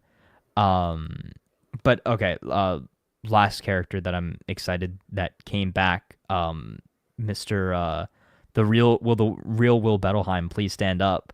I love that actor so much. Yeah, he's so great. And once again, I am so happy to such say a loyal that, friend. Yeah, yeah. I'm so happy to say that I saw him in real life one day at that convention that I had mentioned a while back, where I saw the Gotham cast. But yeah, he was such a real one. Like he was like. Yeah. He could have easily, like, a couple years later been like, hey, this guy's a killer. Go get him. I think I'm safe at this point. He was Joe's only real friend and the only one who, like, the first one to ever escape the box legitimately. Yeah. Not escape, but, like, be let out of the box. Yeah. Yeah, and, like, I get he had stuff on him and stuff like that, but I feel like... Yeah. I think, again, if we do a revival show... It's gotta be Will Bettelheim pulls some strings, gets Joe released, and prison break with him. Yeah. Yeah, exactly. Oh gosh. Yeah. Yeah. Yeah. No. That'd be silly. Go to I don't know. Let me see if I can find like the cast list for the season. Like. Yeah. I mean, Maddie came back the season as well. Like we got her back. That's her name, right? Phoebe. Yes. That's it. Yes. Yeah. Let's talk about the whole twin storyline. What did you think of? Go ahead. What did you think of that? I like it. No, yeah, I like it. It's very. It's a little silly, right? It's a little over the top. I like it. I guess I'm kind of indifferent on it. Like I wouldn't say I'm like I adored it or anything. I think. Yeah. It's one of those situations that like I did with Sinners recently where I didn't notice that like both of the actors were played by the same person. I'm like, that's a really good casting. They look very similar. They look great job. You were you were watching Sinners and you thought that was Michael B. Jordan's brother, Michael C. Jordan? Have you seen it? I haven't seen it, but I saw a breakdown of how they did. There was a shot like at the beginning of the movie, I guess, where he like hands himself a cigarette or something like that, and it's like apparently like the most complicated shot because they're like handing each other like a physical item, and that's like supposedly super tough to do. He plays those two characters very differently. Yeah. So like I thought they just got a really, really good like actor to play the twin. I was like, they did a really good job here. And like halfway through, I was like, oh no, that's just Michael B. Jordan. It was driving me crazy the whole time. Oh yeah, that's just, no, it's Michael C. Jordan. I was like, wait, no. It has to be Michael B. Jordan. Like this is crazy. That's another movie that I really want to watch. I've heard some really, really good things about it. Sinners? Yeah. Sinners is fantastic. It's so good. Yeah, I heard it's great. I heard it's great. Yeah, I mean, I liked it. I thought it was okay. Like, I thought that was a fun twist when he like breaks into the house and kidnaps her. It's the wrong sister. The bum bum bum. You know, yeah. Like, yeah. I was like, when they did that, I was like, oh, of course they did. Of course they did a twin swap. But I do kind of like how they made the I guess the underdog twin, the one that you ended up kind of connecting with the most and ended up kind of rooting for a lot more. Like, I think out of everybody who died this season, I think Reagan probably deserved to die the most. Like either her or the guy that Joe just like stabbed in the street after Bronte let him out of the box. The guy that was trying to kidnap her, that dude deserved it too. Yeah. Oh my. That guy. Joe just did like the most like nonchalant kill ever. He's just like, all right, big knife, bye. Yeah, and it's like again, if he was pulling more of a Dexter in that way, like I feel like I could justify his actions so much better if it's like, yeah, I'm taking out like bigots and murderers and psychopaths. And, exactly, and like that's the whole premise of Dexter. He kills bad people. He has a code, and that's the biggest difference between Joe and Dexter. Is Joe doesn't have a code. Joe's code is self-preservation. It's self-preservation at all costs, or at any cost. Yeah. You know? There's what's that line? Is it the finale or the episode before the finale where she's like, "If you killed anyone that doesn't deserve it," and he's like, "No, I haven't." I was like, "Bullshit, BS, get that out." Yeah. Like at one point in time, I could justify it, right? Because again, like I said, after he killed Beck, I could never justify it again. Like, I think that was the point in which you could never justify his kills again. But you could see the phases. Like, season 2, he tried to go that Dexter route. Like, he killed Henderson because of that. He killed... Who else did he kill in season 2? The fixer that chopped his finger off. Like, that kind of thing. Like, he went after bad people in season 2. Until he was an accomplice to the murder of Candace, and it's also funny too. I think that is a character that maybe should have come back as a Vision or something like that, because Candace walked so Bronte could run in a lot of ways, right? Like, she tried to do what, Bronte ended up picking up where Candace left off as far as exposing Joe, telling his, telling the people in his life, like, no, this dude is messed up. Like, he needs to be stopped. And yeah, I just think it again, a lot of stuff very much so came full circle. Thinking of characters again, I did like a lot of the supporting cast this season. I liked the brother, Kate's brother, Teddy was his name. I liked him too. I think he was really, really cool. I liked him. He was in the MCU. Yes, he was the suit designer. Yeah, I didn't realize that until I saw somebody post about it. I was like, oh, that's why he looks so familiar. It was driving me crazy because I knew I recognized him. I was like, this dude looks so familiar. Like, what else has he been in? Yeah. So yeah, no, I thought he was a great addition as well. And then they bringing back characters. They brought back Nadia from last season. I think that was a very interesting reconciliation between her and Kate, because Kate played a role in putting her away. And then we got the kind of fallout from everything that happened with Marianne as well. Marianne, that's it. It's really cool how they've been able to weave the season. What, she was introduced season 3? Yeah, she was season 3. Yeah, so it's like the season 3 storylines, the season 4, like the season 3, 4, 5 love interest, reweaving in Beck. And right, exactly. It's like we got closure on season 1 too. Yeah, like we literally got elements of every season present this season, and also even with Dr. Nikki's son bringing more stuff from season 1. Which, okay, that's a character that.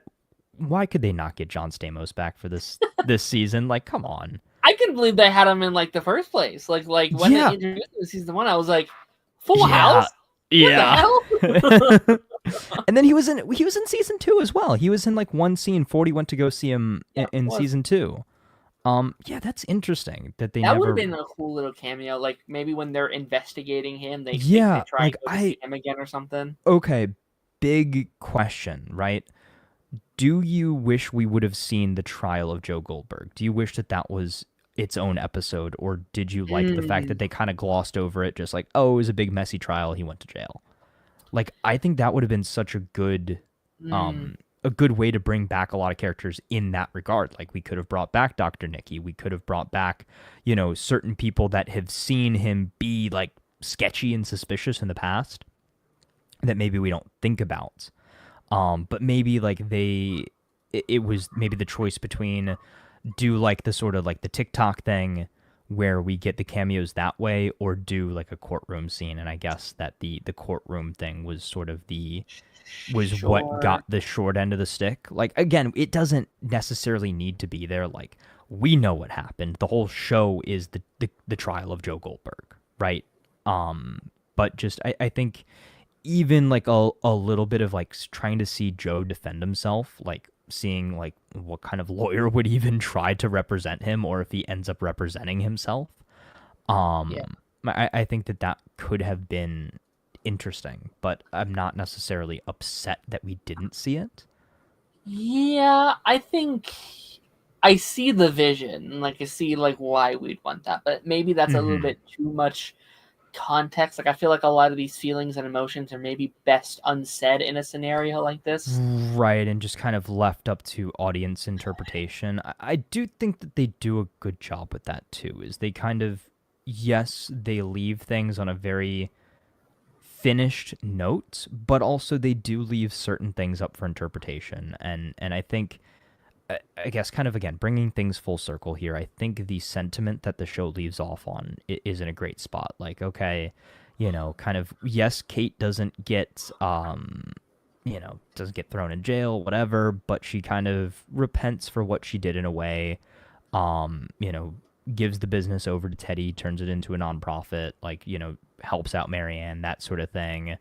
Nadia writes the books. Bronte is, helps republish, Beck's book in the way that it was, originally intended to be. Sure. And I think too, the sentiment that she leaves off on is like, yes, Joe Goldberg was a part of my life. He happened, but that's not the defining characteristic of my life. And I don't know what the rest of my life is going to be, but this is something that happened. It's in my rearview mirror. It sucked, but like, hey, I'm coming out on the other side of it stronger. And I think that that's important to show too, is that Joe ruined so many people's lives, and finally somebody kind of got out and came out on the other side of it better for it.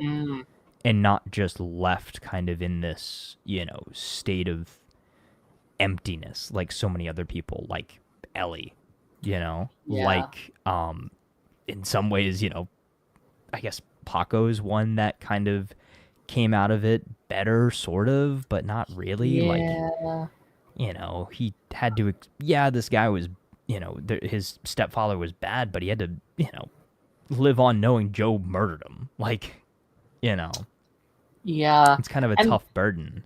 To play the like devil's advocate actually really quickly to like the Henry thing, where like I argued that Henry should have gone back to his like the like fathers from season 2. Right.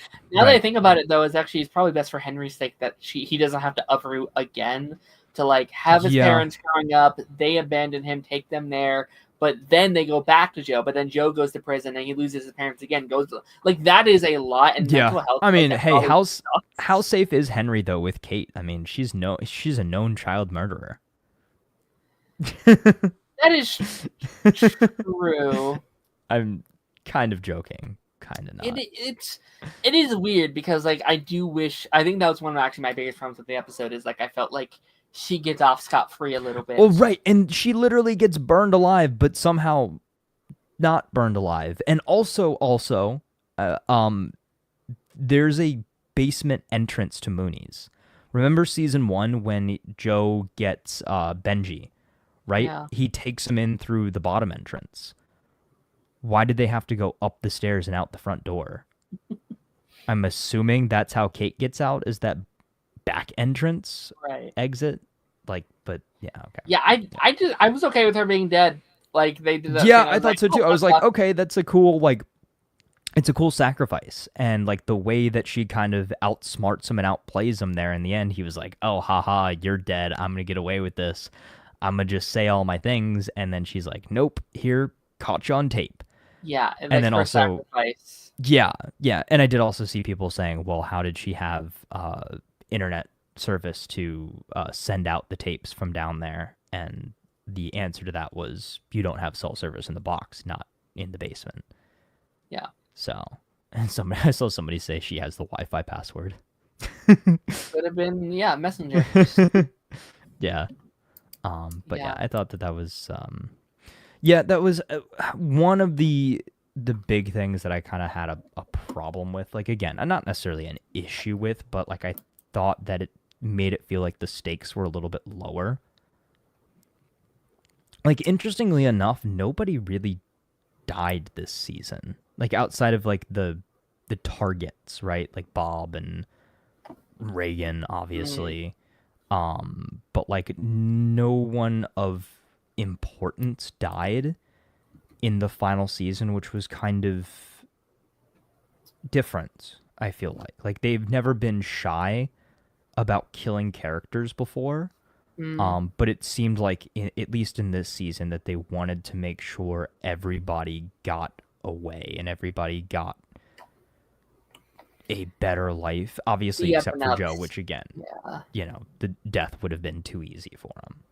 Yeah, like And maybe that's a reason why you don't want to kill Kate, is because you don't want it to send this, right, like, that like you have to sacrifice yourself to like put an end to him, or like that somehow, even though Joe physically lost, like maybe he got some sort of moral victory or something like that. Like, sure, yeah, it's like you don't want to send that message. Every one of the remaining like the only real victims he's had in terms of love interest would have been Beck, right? Because like you have Beck and then you have Love, but like Love was like also a serial killer and probably deserved what he got, and then all the other love interests got out and got free. Yeah, I would say Love was technically self-defense, but also they kind of brought that on. I don't know, dude. Like that's still maybe my. Oddly enough, as much as I enjoyed that in the moment, that's probably my least favorite decision of the show. Which one was killing Love? Was killing Love. Yeah. Interesting. Is I think that there still could have been a lot more done there. And oddly enough, I think in the books he leaves her alive. Like Joe is not the one to kill Love in the books, which is very interesting. Definitely do some research on the books a little bit, like if you want to kind of see that side of things. But yeah, Joe is not the one to kill her in the books. Very interesting. But yeah, I guess from what you're saying, yeah, that is interesting too. Is that Beck is really the only legitimate love interest that he actually ended up killing. He led to the death. Yeah, right, that didn't deserve it, or that didn't get killed by other means, like he thought he killed Candace, and then she came back, but then Love killed her. That is true. I kind of forgot about that. And he thought he killed Delilah, but Love killed her. I kind of forgot about her too. Like I feel like Candace and her kind of gets pushed under the rug a little bit because they weren't like the season love interest, but they technically were a love interest, right? Yeah. I feel like this is kind of not a great question to ask, but just on a character perspective alone, do you have a favorite love interest he's had over? It's funny. I was going to ask you the exact same question. I wasn't sure if I wanted to, because like I don't want to like rank women. Like I don't want what this is, but like I understand kind of what you're asking as far as the question goes, and I think that's an easy answer for me, and that's got to be Love, because I think that they were the most compatible, even though it didn't turn out well. Like I think from like looking back at things, I think that they probably had the most chemistry, I feel like, as two people, and again, it made the most sense out of all of them. Yeah. And also had two seasons to build that story out as well. Yeah. And I think out of everybody, I think she was the most right for Joe in a lot of ways. Like he found elements to all of these other people that he grasped onto for one reason or another, but I think that they were, again, the most compatible in that way, but I think maybe in some ways they were too alike, and that's why it didn't work. Yeah, I think I really liked Marianne as well. Okay. Like, Love is a good answer. I liked Marianne. It's tough because I don't think there's been any I've disliked. Like I think Beck is probably my least favorite. Which I see that's a hot take.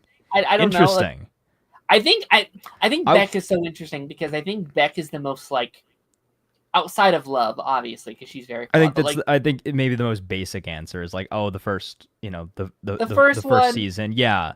I also think she was like the most flawed outside of Love, obviously. Like I feel like Well, I can't say that. Kate killed kids. I guess that's a wrong statement. Yeah. Like, I mean, well, she definitely caused Joe some psychological turmoil. I guess like Beck to me wasn't a very likable character. I guess that's kind of what I'm trying to I think that was kind of the point, though. It was. Yeah. I don't think that.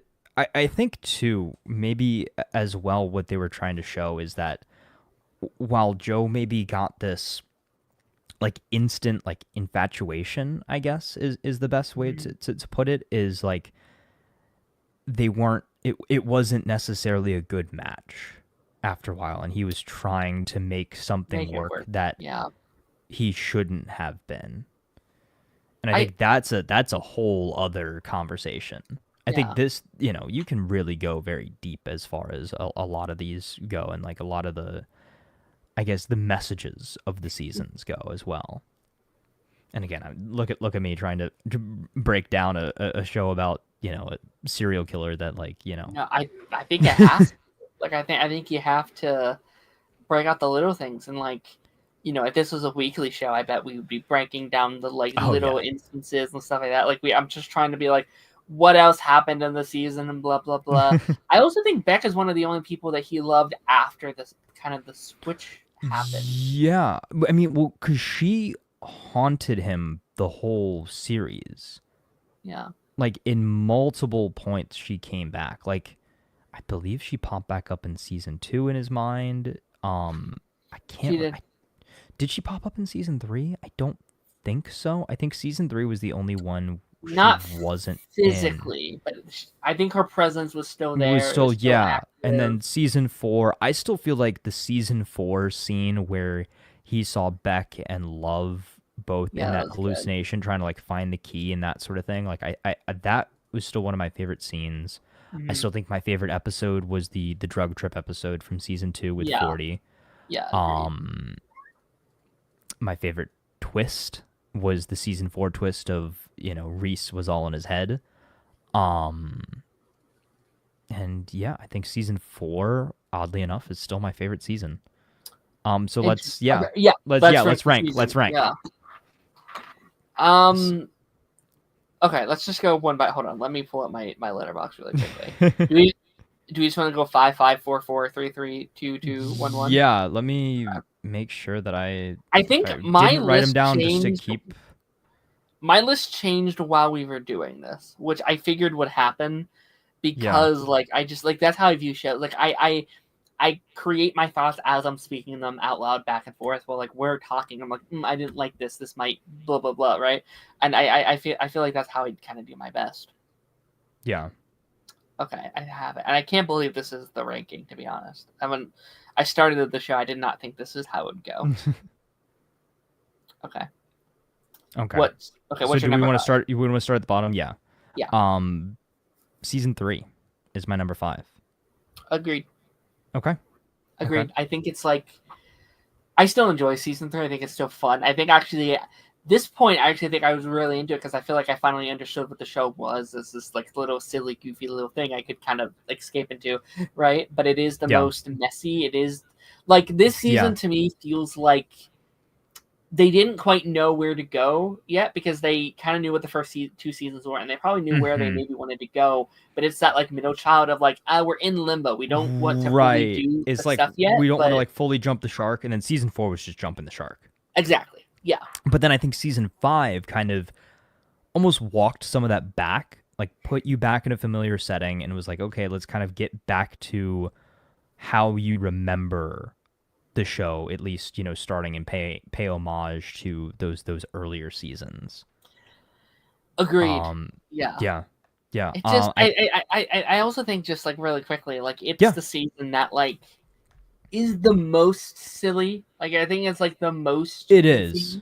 You have that episode where they're doing the giant orgy thing, and it's oh, we're doing this and we're doing that, and it's so the hunting trip on the mountain. Episode. Yeah. Oh gosh, Joe thinks he killed him, and he's what did he? What was he taking? He was oh yeah, no, dude, I mega dose glutathione, and that's why I survived. Okay, bro. Oh, and then the measles outbreak, because it was during, we know exactly when that season came out to date itself, for sure. And there was just cheesy stuff. The name of the bakery was A Fresh Tart instead of A Fresh Start. Fun, funny stuff like that. It was good. I do remember really enjoying that season when it came out. It's still fun. Again, I think, that's what I'll have to keep in mind when I'm doing my, in August, I rank, every show I've ever seen. I do it, every single year. And I think when I go to rank it, I have to imagine, even at the show's weakest, I think it's still at least a fun show to watch. Exactly. It's very enjoyable. Yeah. And this is at the bottom of my list, not that, it's a bad season. It's, I enjoyed it less than the other seasons though. Like Mhm. if that makes sense. Like there's not one season that I hate. Like there's not one season that I wouldn't go back and watch again. Agreed. Number 4. Mhm. Would you like to give your number 4 first? I am very shocked by this, but Okay. it's season 2. Oh. Season 2 is my number 4. Oh, that was not what I was expecting. I thought it was going to be season 1 for you. I am surprised. I am too. Like, I'm really Okay. surprised, and I think the more I thought about it, it shifted a little bit because I like coming like in the first couple of seasons. I was like, I thought season 2 was an improvement. I thought it was really fun. I thought it was whatever. But I do think that back half to me does kind of falter a little bit. It does falter a couple of the things where I'm like objectively. I'm not sure if you can hear the thunder and lightning behind me, but well, like, there was thunder and lightning earlier for me. Somehow wow. we didn't hear that, but yeah. But like, I think it's to me more enjoyable, and honestly, just in pure enjoyment factor, maybe one of the most I enjoyed. But there are these little things that really do bug me. The whole like I wolf you whole thing. Oh, did you see the interview where what's her name that played Love like was talking about it? She was like, yeah, this was the dumbest stuff ever. And I'll get people like coming. She's like, yeah, people will come up to me and like say that, and she's like, no, dude, that's like it's dumb. Genuinely, and I've seen a lot of like CW shows and. I mean, but it's supposed to be like stupid, silly, goofy, cringe, like awful. I get that, but like I have a line. I was like, I really had to pause it. Walk out of the you have room. a line. You have a line of cheese that you just like draw, and you're not like no more cheese beyond this point. And it's like, I like that love twist as well, but it's also a twist that I think steps over the line of like kind of craziness that I think that you were talking about. It's like, it's over fantasy. And like, wait, the whole time she's been doing this and she's been evil. Like, it's really cool, but also it's so like. I remember loving that twist originally. It's good. Loving that twist. It's, I don't know, like I feel like it could have been maybe done a little bit neater in some areas or whatever, but like. Yeah. I like this season for sure. Okay. My number 4 is actually season 5. Okay. I think for, again, a lot of reasons, especially my initial thoughts on the end of it. I think it was very much so like, as much as I'm very much so content with it, it's very interesting. I think it's actually, it's grown on me like the Flash finale.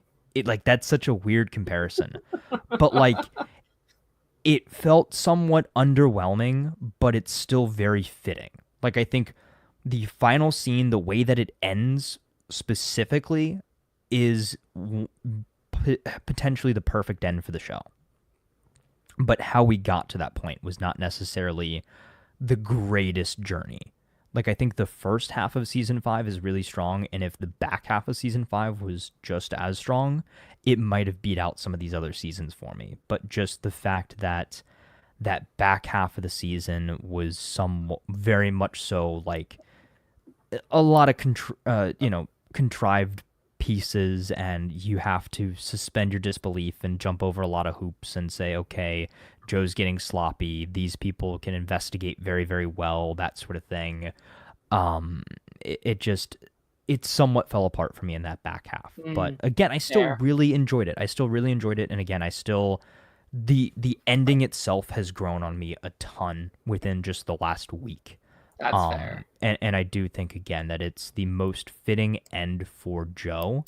And I think the way that we got there was maybe not my favorite. And who knows, if they had done it a different way, I might have liked it more. I might have liked it less. But I do still think that it gave a great message. And again, left our main character with a fitting end. And that's, I think, all you can really ask for. Fair. All right, what's your number 3? Number 3 for me is season 2. Season 2. Okay. Season 2, yeah. And again, Will Bettelheim, and my favorite episode of the entire show. Also, Dexter reference. You gotta love that. Gotta love the Dexter reference. Yeah. 40. Yeah. Yeah. And 40. But yeah, I think again, a lot of elements to like. I think season 2 is when I realized that I actually really enjoyed the show. Agreed. And Yeah. funny enough, season 2 was what I saw of the show first, actually. So I feel like I've talked about this before, but I watched the Alex Myers video on season 2. It was like That's fun. it was like you season 2 is the dumbest show ever or something like that, right? And I saw his like breakdown. He was just talking about the first episode of the season. I was like, you know what? This seems kind of interesting. Let's go back and like look at what season 1 looked like. And I saw that too, and I was like, I guess I'll watch this show. And then I did, and I was like, what the freak did I just get myself into? Like, this dude is weird, but it hooked me because like I don't know, like it's maybe the best way to describe you is like, you see a car crash on the side of the road. Like, I don't want to see that, but you're kind of intrigued, I think maybe mentioned this a couple weeks ago, but like this show reminds me of like reading like Reddit stories. Like I don't know how many of those. Like, oh Reddit yeah, like story... the fake Reddit, yeah. Well, like not even fakes. I mean, sometimes they are fake, Yeah. but it's like people coming to Reddit and giving their stories, and they're sometimes very cringy, very fun, whatever. Yeah. And they're not necessarily bad, but they are so like they're so like I don't know, like turn your brain off, listen to this fun little story, don't think about it too crazy much, don't get too invested in it, but it's Yeah. a fun way to kind of spend your afternoon. Same thing as those like very trashy like date like those like Dateline murder mystery, the Oh like yeah. serial killer. Like it's very like it's that, but like Yeah. escalated to a fantasy level of like what this guy would do. Yeah. Um, what is your number 3? Season 5, and like going Okay. into this, it was my number 1, weirdly enough. But I think like Okay. being able to talk it out and stuff like that, like we're mentioning things, I was like, yeah, this could have done better. Interesting. And like I think like even as you're talking about it, I was like, actually, I think I completely agree with you about the back half. As much as I still really enjoy it, and I like the twist with her and like what they do, like all that stuff is very well. And I think that episode might have been the best of the season. Was that kind of explainer episode? What was that, episode 6? It was really good. It was one of my favorites. Yeah, like I think like I like especially that first act. Like I think the peak of the show for me is talk about this in a second, but like the back half of season 4 through the first half of season 5, that to me is peak. Is the peak show. Yeah, you're right. 100%. Is like, what was it, like episode like 6 or 7 onwards from season 4 till about episode 5 or 6 of season 5. You're right. Like if 100%. that stretch is peak show, which is such a difference from what most people view it as. Is people think, okay, seasons 1, 2, and 3 are peak, and then season 4 and 5 are trash. It's interesting. It's interesting. That like you don't get a definitive answer on that. Like for Dexter going into it, like I knew there was a large piece of the fan base that seasons 1 through 4 are the definitive show. Seasons 5 through 8 suck, and so does the new show, is what I basically was told going into it. Sure. And not and my mom seemed to enjoy all of it. I went into it and I was like, yeah, I can see the shift, but like I don't know what people are talking about. Like I love some of these later seasons. I love with. Go ahead, sorry, with what? With The Walking Dead. Okay. Like, people swear by that show getting really bad, and it shifts in quality for sure. It's not that, but like it never gets to the bad that I think people say it's bad. I just think it changes and evolves. Yeah, like I've seen like a lot of I've seen a lot of bad TV. We've seen a lot of like CW shows and stuff like that. No, let's not do that. Let's not do that. What? I'm sorry. I got something in my throat. Moon Knight. No. But no, that's fair. That's fair. What are we on our number 2? Number 2, yeah, and that is season 1 for me. Is number 2. Yeah, I think the OG, the one that started it all. I think there's some really really good elements in season 1, and like I said, I think that's the most likable Joe ever was. Again, until the end of it. But I think that it started his journey, that sort of thing, and you could see elements of where maybe, he was trying to do the right thing, and then, it kind of all fell down towards the end. Yeah. And I think season 1 is probably the most quotable as well. Like, there's a lot of pieces of season 1 that I see people like, reposting clips, that sort of thing. The one that sticks out to me a lot is the runner's high, when he was chasing after Peach in the park, and he was like, and then I just felt it. What was that? Runner's high? It's like, and then he, like, I don't know. I think something like that. It was fun. It was fun. Yeah. I do really like season 1. What's your number 2? Season 4 is my it's my number 2, and we talked about this. If that first half was just a slightly more entertaining, if it grasped me just a little bit more, it would easily be my favorite. Because I again, we talked about it last week. The back half of season 4, easily the best of the show, no doubt in my mind. Genuinely goes from like, it like took that show from like, this is the whole thing is just okay, it's an okay show, to like, this is great TV. This is the genuinely great television, is what I thought the whole show was when I jumped on. I was like, this is what I've been wanting from you. But I was so frustrated with that first half. It's not even bad. There's nothing wrong with it, but it's so slow. It drags. Yeah. I had a talk with someone in my Discord being like, I never made it to the back half of season 4 because the first half was so boring. And I was like, I understand, although that's so frustrating because the back half is so good. Like, you just need to make it a little further.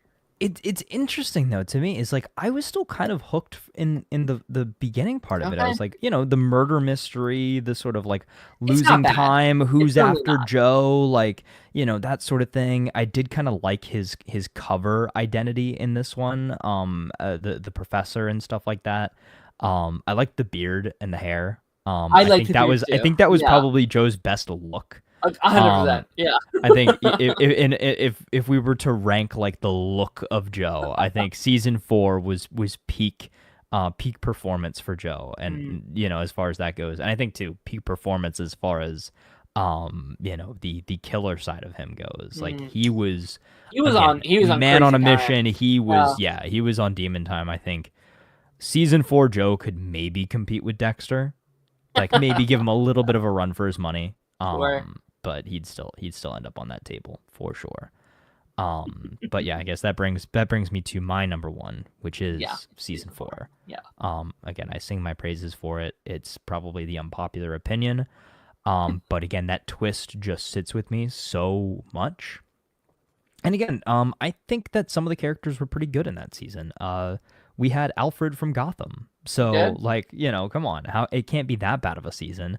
I liked Reese. I think Kate's father was actually a very interesting character as well. And I didn't hate Kate in season 4. Like, I know a lot of people kind of I liked her as a character. Yeah. I liked her in season 4, and I liked her as well in season 5.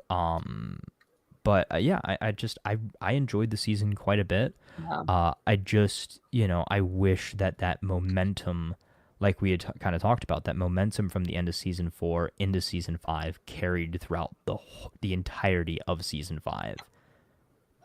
Agreed. Yeah. And I actually wonder if I rewatched season 4, if it would become my number 1, because I feel like that season would work a whole lot rewatch better. It with that knowledge of every time he talks to Reese, he's talking to himself.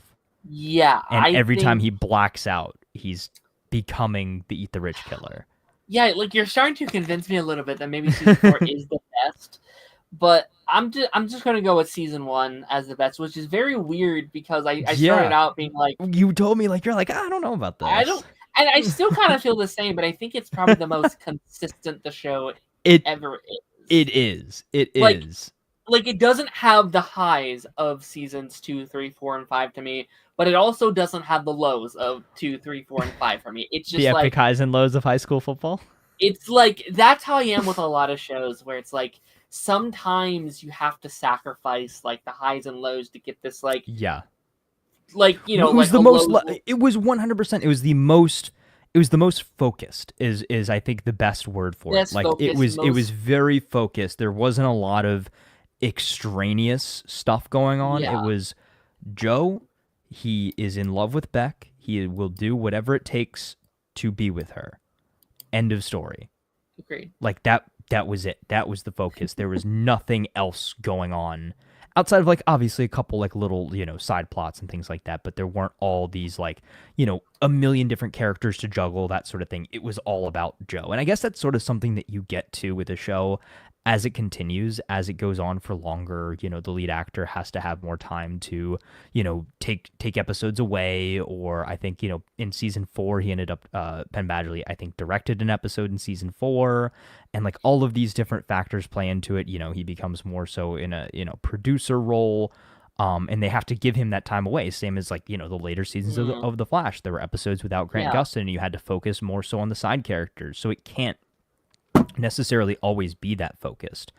But I think too, it's a testament to when a show has good side characters and when you can enjoy the episode. Similar, I guess, bringing this full circle when you're talking about that Doctor Who episode, you were saying that it was an episode without your main character, but it was still interesting because you have a love for those side characters. And I think that's what would make certain things more interesting here if the side characters were more lovable. And I think that maybe, the biggest critique I can have for season 4 is a lot of those side characters I didn't love. But I think in a lot of ways too, that was sort of the point.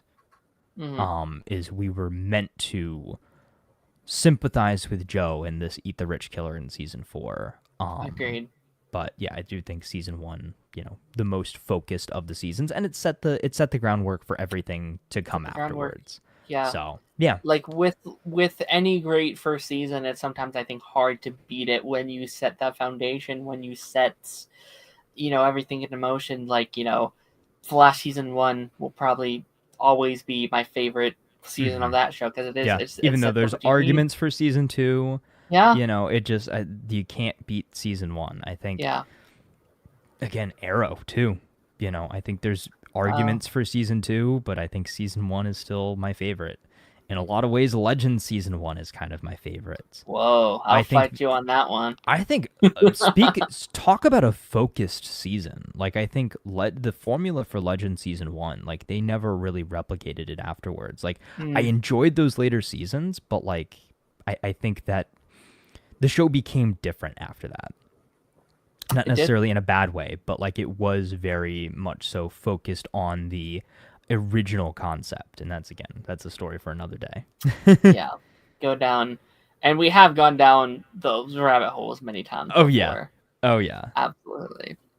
Any final thoughts on you? Any final thoughts? No, I mean I am grateful I've gone on this journey. I think like it's weird because like I just said season 1 was my favorite, but like I said, when I got done season 1, I was like, I don't know if I want to do these next couple seasons. Like I liked it, but like enough to spend 50 hours on a show like this. It's so funny. I was like, if he can just get to like the mid-season of season 4, he's gonna realize it was all worth it. It's interesting though because like that was the peak, but I enjoyed it the more it went on. I think that's because I think in hindsight too is like you look back at it and you're like, okay, well no, I really did enjoy this quite a bit. Yeah, and I think I would enjoy season 1 again even more if I know Joe as a character. Now I think I like Beck retrospectively more because she was the first and you got all this stuff from her. A lot of these characters, knowing where he ends up, and also just enjoying the style of the show more because I remember being hard to get into at first when he was like I wasn't quite sure the style that they were trying to hit. Like we have that very silly scene when like he's making out with Beck as he's hiding her various items in his pouch, and it's like this is so silly. Like this is so goofy. No, it is, and I think too it's one of those kind of like you can turn your brain off sort of shows, especially in those first couple seasons. Like there wasn't a ton of mystery, not a ton of stuff to kind of, think about, speculate on. And then as the show went on, it got a little bit more complicated as far as that goes. And some things that you could kind of speculate and theorize on. And again, I enjoyed this journey quite a bit as well.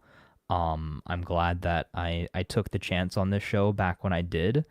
And again, I think, we came to a very, in my book, a satisfying end. Like, again, I might not have loved it from the beginning as far as how this show ended, but I think in a lot of ways, as with this show, it kind of proves is you almost have to let it sit and simmer for a little bit and look back on it in retrospect and kind of see, what was the message that they were trying to tell here. Yeah.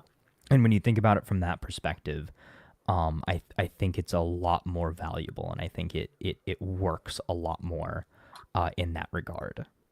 Yeah, and I think I would have liked it a lot more if I watched it as it was releasing. Right, and had more time to kind of sit in your mind instead of just binging the whole thing all the way through. Yeah, like it was probably a lot. There were times where it's like, I don't want to be watching you right now, but I have to because I need to get caught up for blank, blank, blank. I'm watching you. It's like, I think you're like, especially like, I think season 3 was the big one. Like going from season 2 to 3, it's like, I don't think it's meant to be watched like this, especially a show that's so repetitive in its style where like, relatively the seasons are all the same in terms of the plot. Like he's after a girl and he's killing whoever gets in his way. Like that's the plot of overall every season, right? So I think that works better in like a year or two in between each individual season. But yeah, I think that takes us sort of to the end of our U journey. I doubt it will be the last time we mention it. I bet you'll bring it up many times. Oh in yeah, the future. Yeah, and who knows? Maybe we'll get some expansions to the universe. It could. I mean, we're covering Dexter this summer. I assume we're going to be referencing you a lot there in those. Yeah, that would be funny actually, is if we get a cross reference as far as like, so you brought up Dexter. What if Dexter brings up you? Yeah. I doubt it, but that'd be very fun to. Although maybe I haven't started Dexter yet. Maybe that's something that they would do. You're in for a treat. I'm excited to hear your thoughts on this. I think this is a show that you should most likely feel a connection to within the first few episodes. I would hope. I mean, I've seen the pilot. Like I've seen the first. Oh, you have? Okay. A couple years ago, I was. Back when I was like picking a show and watching that show one episode a week until I was done. I haven't done that in a couple years at this point, but I started it and it was like, I actually don't have time in my schedule. I'll pick it back up when I do. I'm excited for it. I am curious how it's going to translate, how I'm going to feel differently. Like I feel like he's a very different kind of character than Joe, and a very different type of show than Joe as well. Which very much so. You, I should say. Yeah, very much so. Yeah, I guess I will see you later, if you will. Naruto has a final question here. Did you see the Squid Game Season 2 trailer came out today? I saw that it came out. I have not watched it because I have not seen Squid Games. I did not know that it came out, and I don't watch Squid Game either. So the only thing I know about it is that they released some skins in Call of Duty like 4 months ago. I thought about maybe trying to get caught up, but it comes out next month. I'm like, probably not. I don't really even know what it's about. It doesn't really appeal to me. It's like a Hunger Games kind of. Yeah, it looks like it's like a fake game show, right? Yeah, they have maybe not a game show, but like very different activities that you have to make it out alive, and I think there's only one winner at the end of each game or something. So it's kind of like the Midnight Circus. Kind of. If like the Midnight Circus, I mean, they had what, like didn't they have like a silly game in there? Did they have like a? Yeah, like, but it was like they were all like fighting to the death, and whoever survived got to like get out of prison or something. Yeah, I think Squid Games is like, I think like the most famous game is like red light, green light, and it's like if you move while it's on the red, they like shoot you in the head or something like that. Okay, like so it's extreme Mr. Beast games. Yeah, it's like that's 100%. Yeah, that's a good to the point. Mr. Beast did his own like Squid Games. Oh, did he? Oh, yeah, he did a whole thing without the killing, obviously, but like. Obviously. Yeah, obviously. Although, I don't know anymore. I'm not so sure. I hear he's gonna set up the 100 men versus 1 gorilla. Is he really? No. No. I saw somebody though. There was I'll have to find it and send it to you. There was like an AI generated, like, if it actually happened, it was like Mr. Beast set up the 100 men versus 1 gorilla fight, and it's like this is why AI was invented. Oh God. Well, with that being said, I feel like we're getting silly. Yeah. I feel like we gotta get out of here. We're at a classic 3-hour mark. We started early and we're finishing at the same time we normally do. It didn't help we didn't get started until properly 8 o'clock. No, we just kind of like, shit. we just kind of rambled for 20, 30 minutes. Yeah, it's all right. It's but all right. it's fun. It's fun. Thank you for being here, Taz. A blast. Yeah, of course. What you're working on, what you're making, what you're doing, anything you want to shout out, promo? I've put down some video titles. Let's put it that way. I think Very I might. I think I'm gonna tease it. I think I'm gonna make my return after Andor's done, and kind of because I've been covering all the Star Wars shows. I've gotta throw my hat in the ring. I've gotta say my piece, but we don't know where it's gonna end just yet, so we shall see. But stay tuned. YouTube.com/ToxicTaz. Very nice, very nice. Show stuff for us. After Credit should continue next Monday. What we got? Maybe more Andor. I'll try and get caught up in time. Last of Us continues. Doctor Who should continue. Maybe new Star Wars show as well, right? We have the new Tales of the Underworld. Which yes. I will not be watching, but if my friend Taz and Darth want to give their opinions on it, they're more than welcome. I will be done with it by next week for sure. Honestly, maybe that's what we'll do. We'll talk about Tales next week, and then we'll save Andor for the following week. We can just talk about the whole season. Okay. Sounds good. I think Andor is probably a show probably best talking about as a collective anyway, perhaps. Yeah. The full journey or whatever, since everyone's kind of like not completely at their spot right now. It's so funny. It's like so many people say that they love it, but like nobody's caught up with it. So that's fair. I mean, I wouldn't say I love it, but like, I think I like it more than you. I'd say you like it more than you. I assume I like it more than Joe. I don't think Joe's seen it. Pipeline on. I don't have a date locked down yet. Either Thursday or Friday, we'll be doing our Thunderbolts asterisk review, discussion, talk through. Very excited to fully talk about that movie. Holy shit, a lot of fun things in there. That will be an absolute blast. So join me then. And second channel stuff. Go check that out. We're trying to get the views up over on that side. We've been covering Last of Us every episode so far this season. Tomorrow I'm recording my Dead City season 2 reaction for the first episode of the season. You would think I'm really into zombies when really I don't. I just happen to be the first 2 shows I'm covering over there, but we'll see how that goes. And I will see you folks on the flip side. Bye.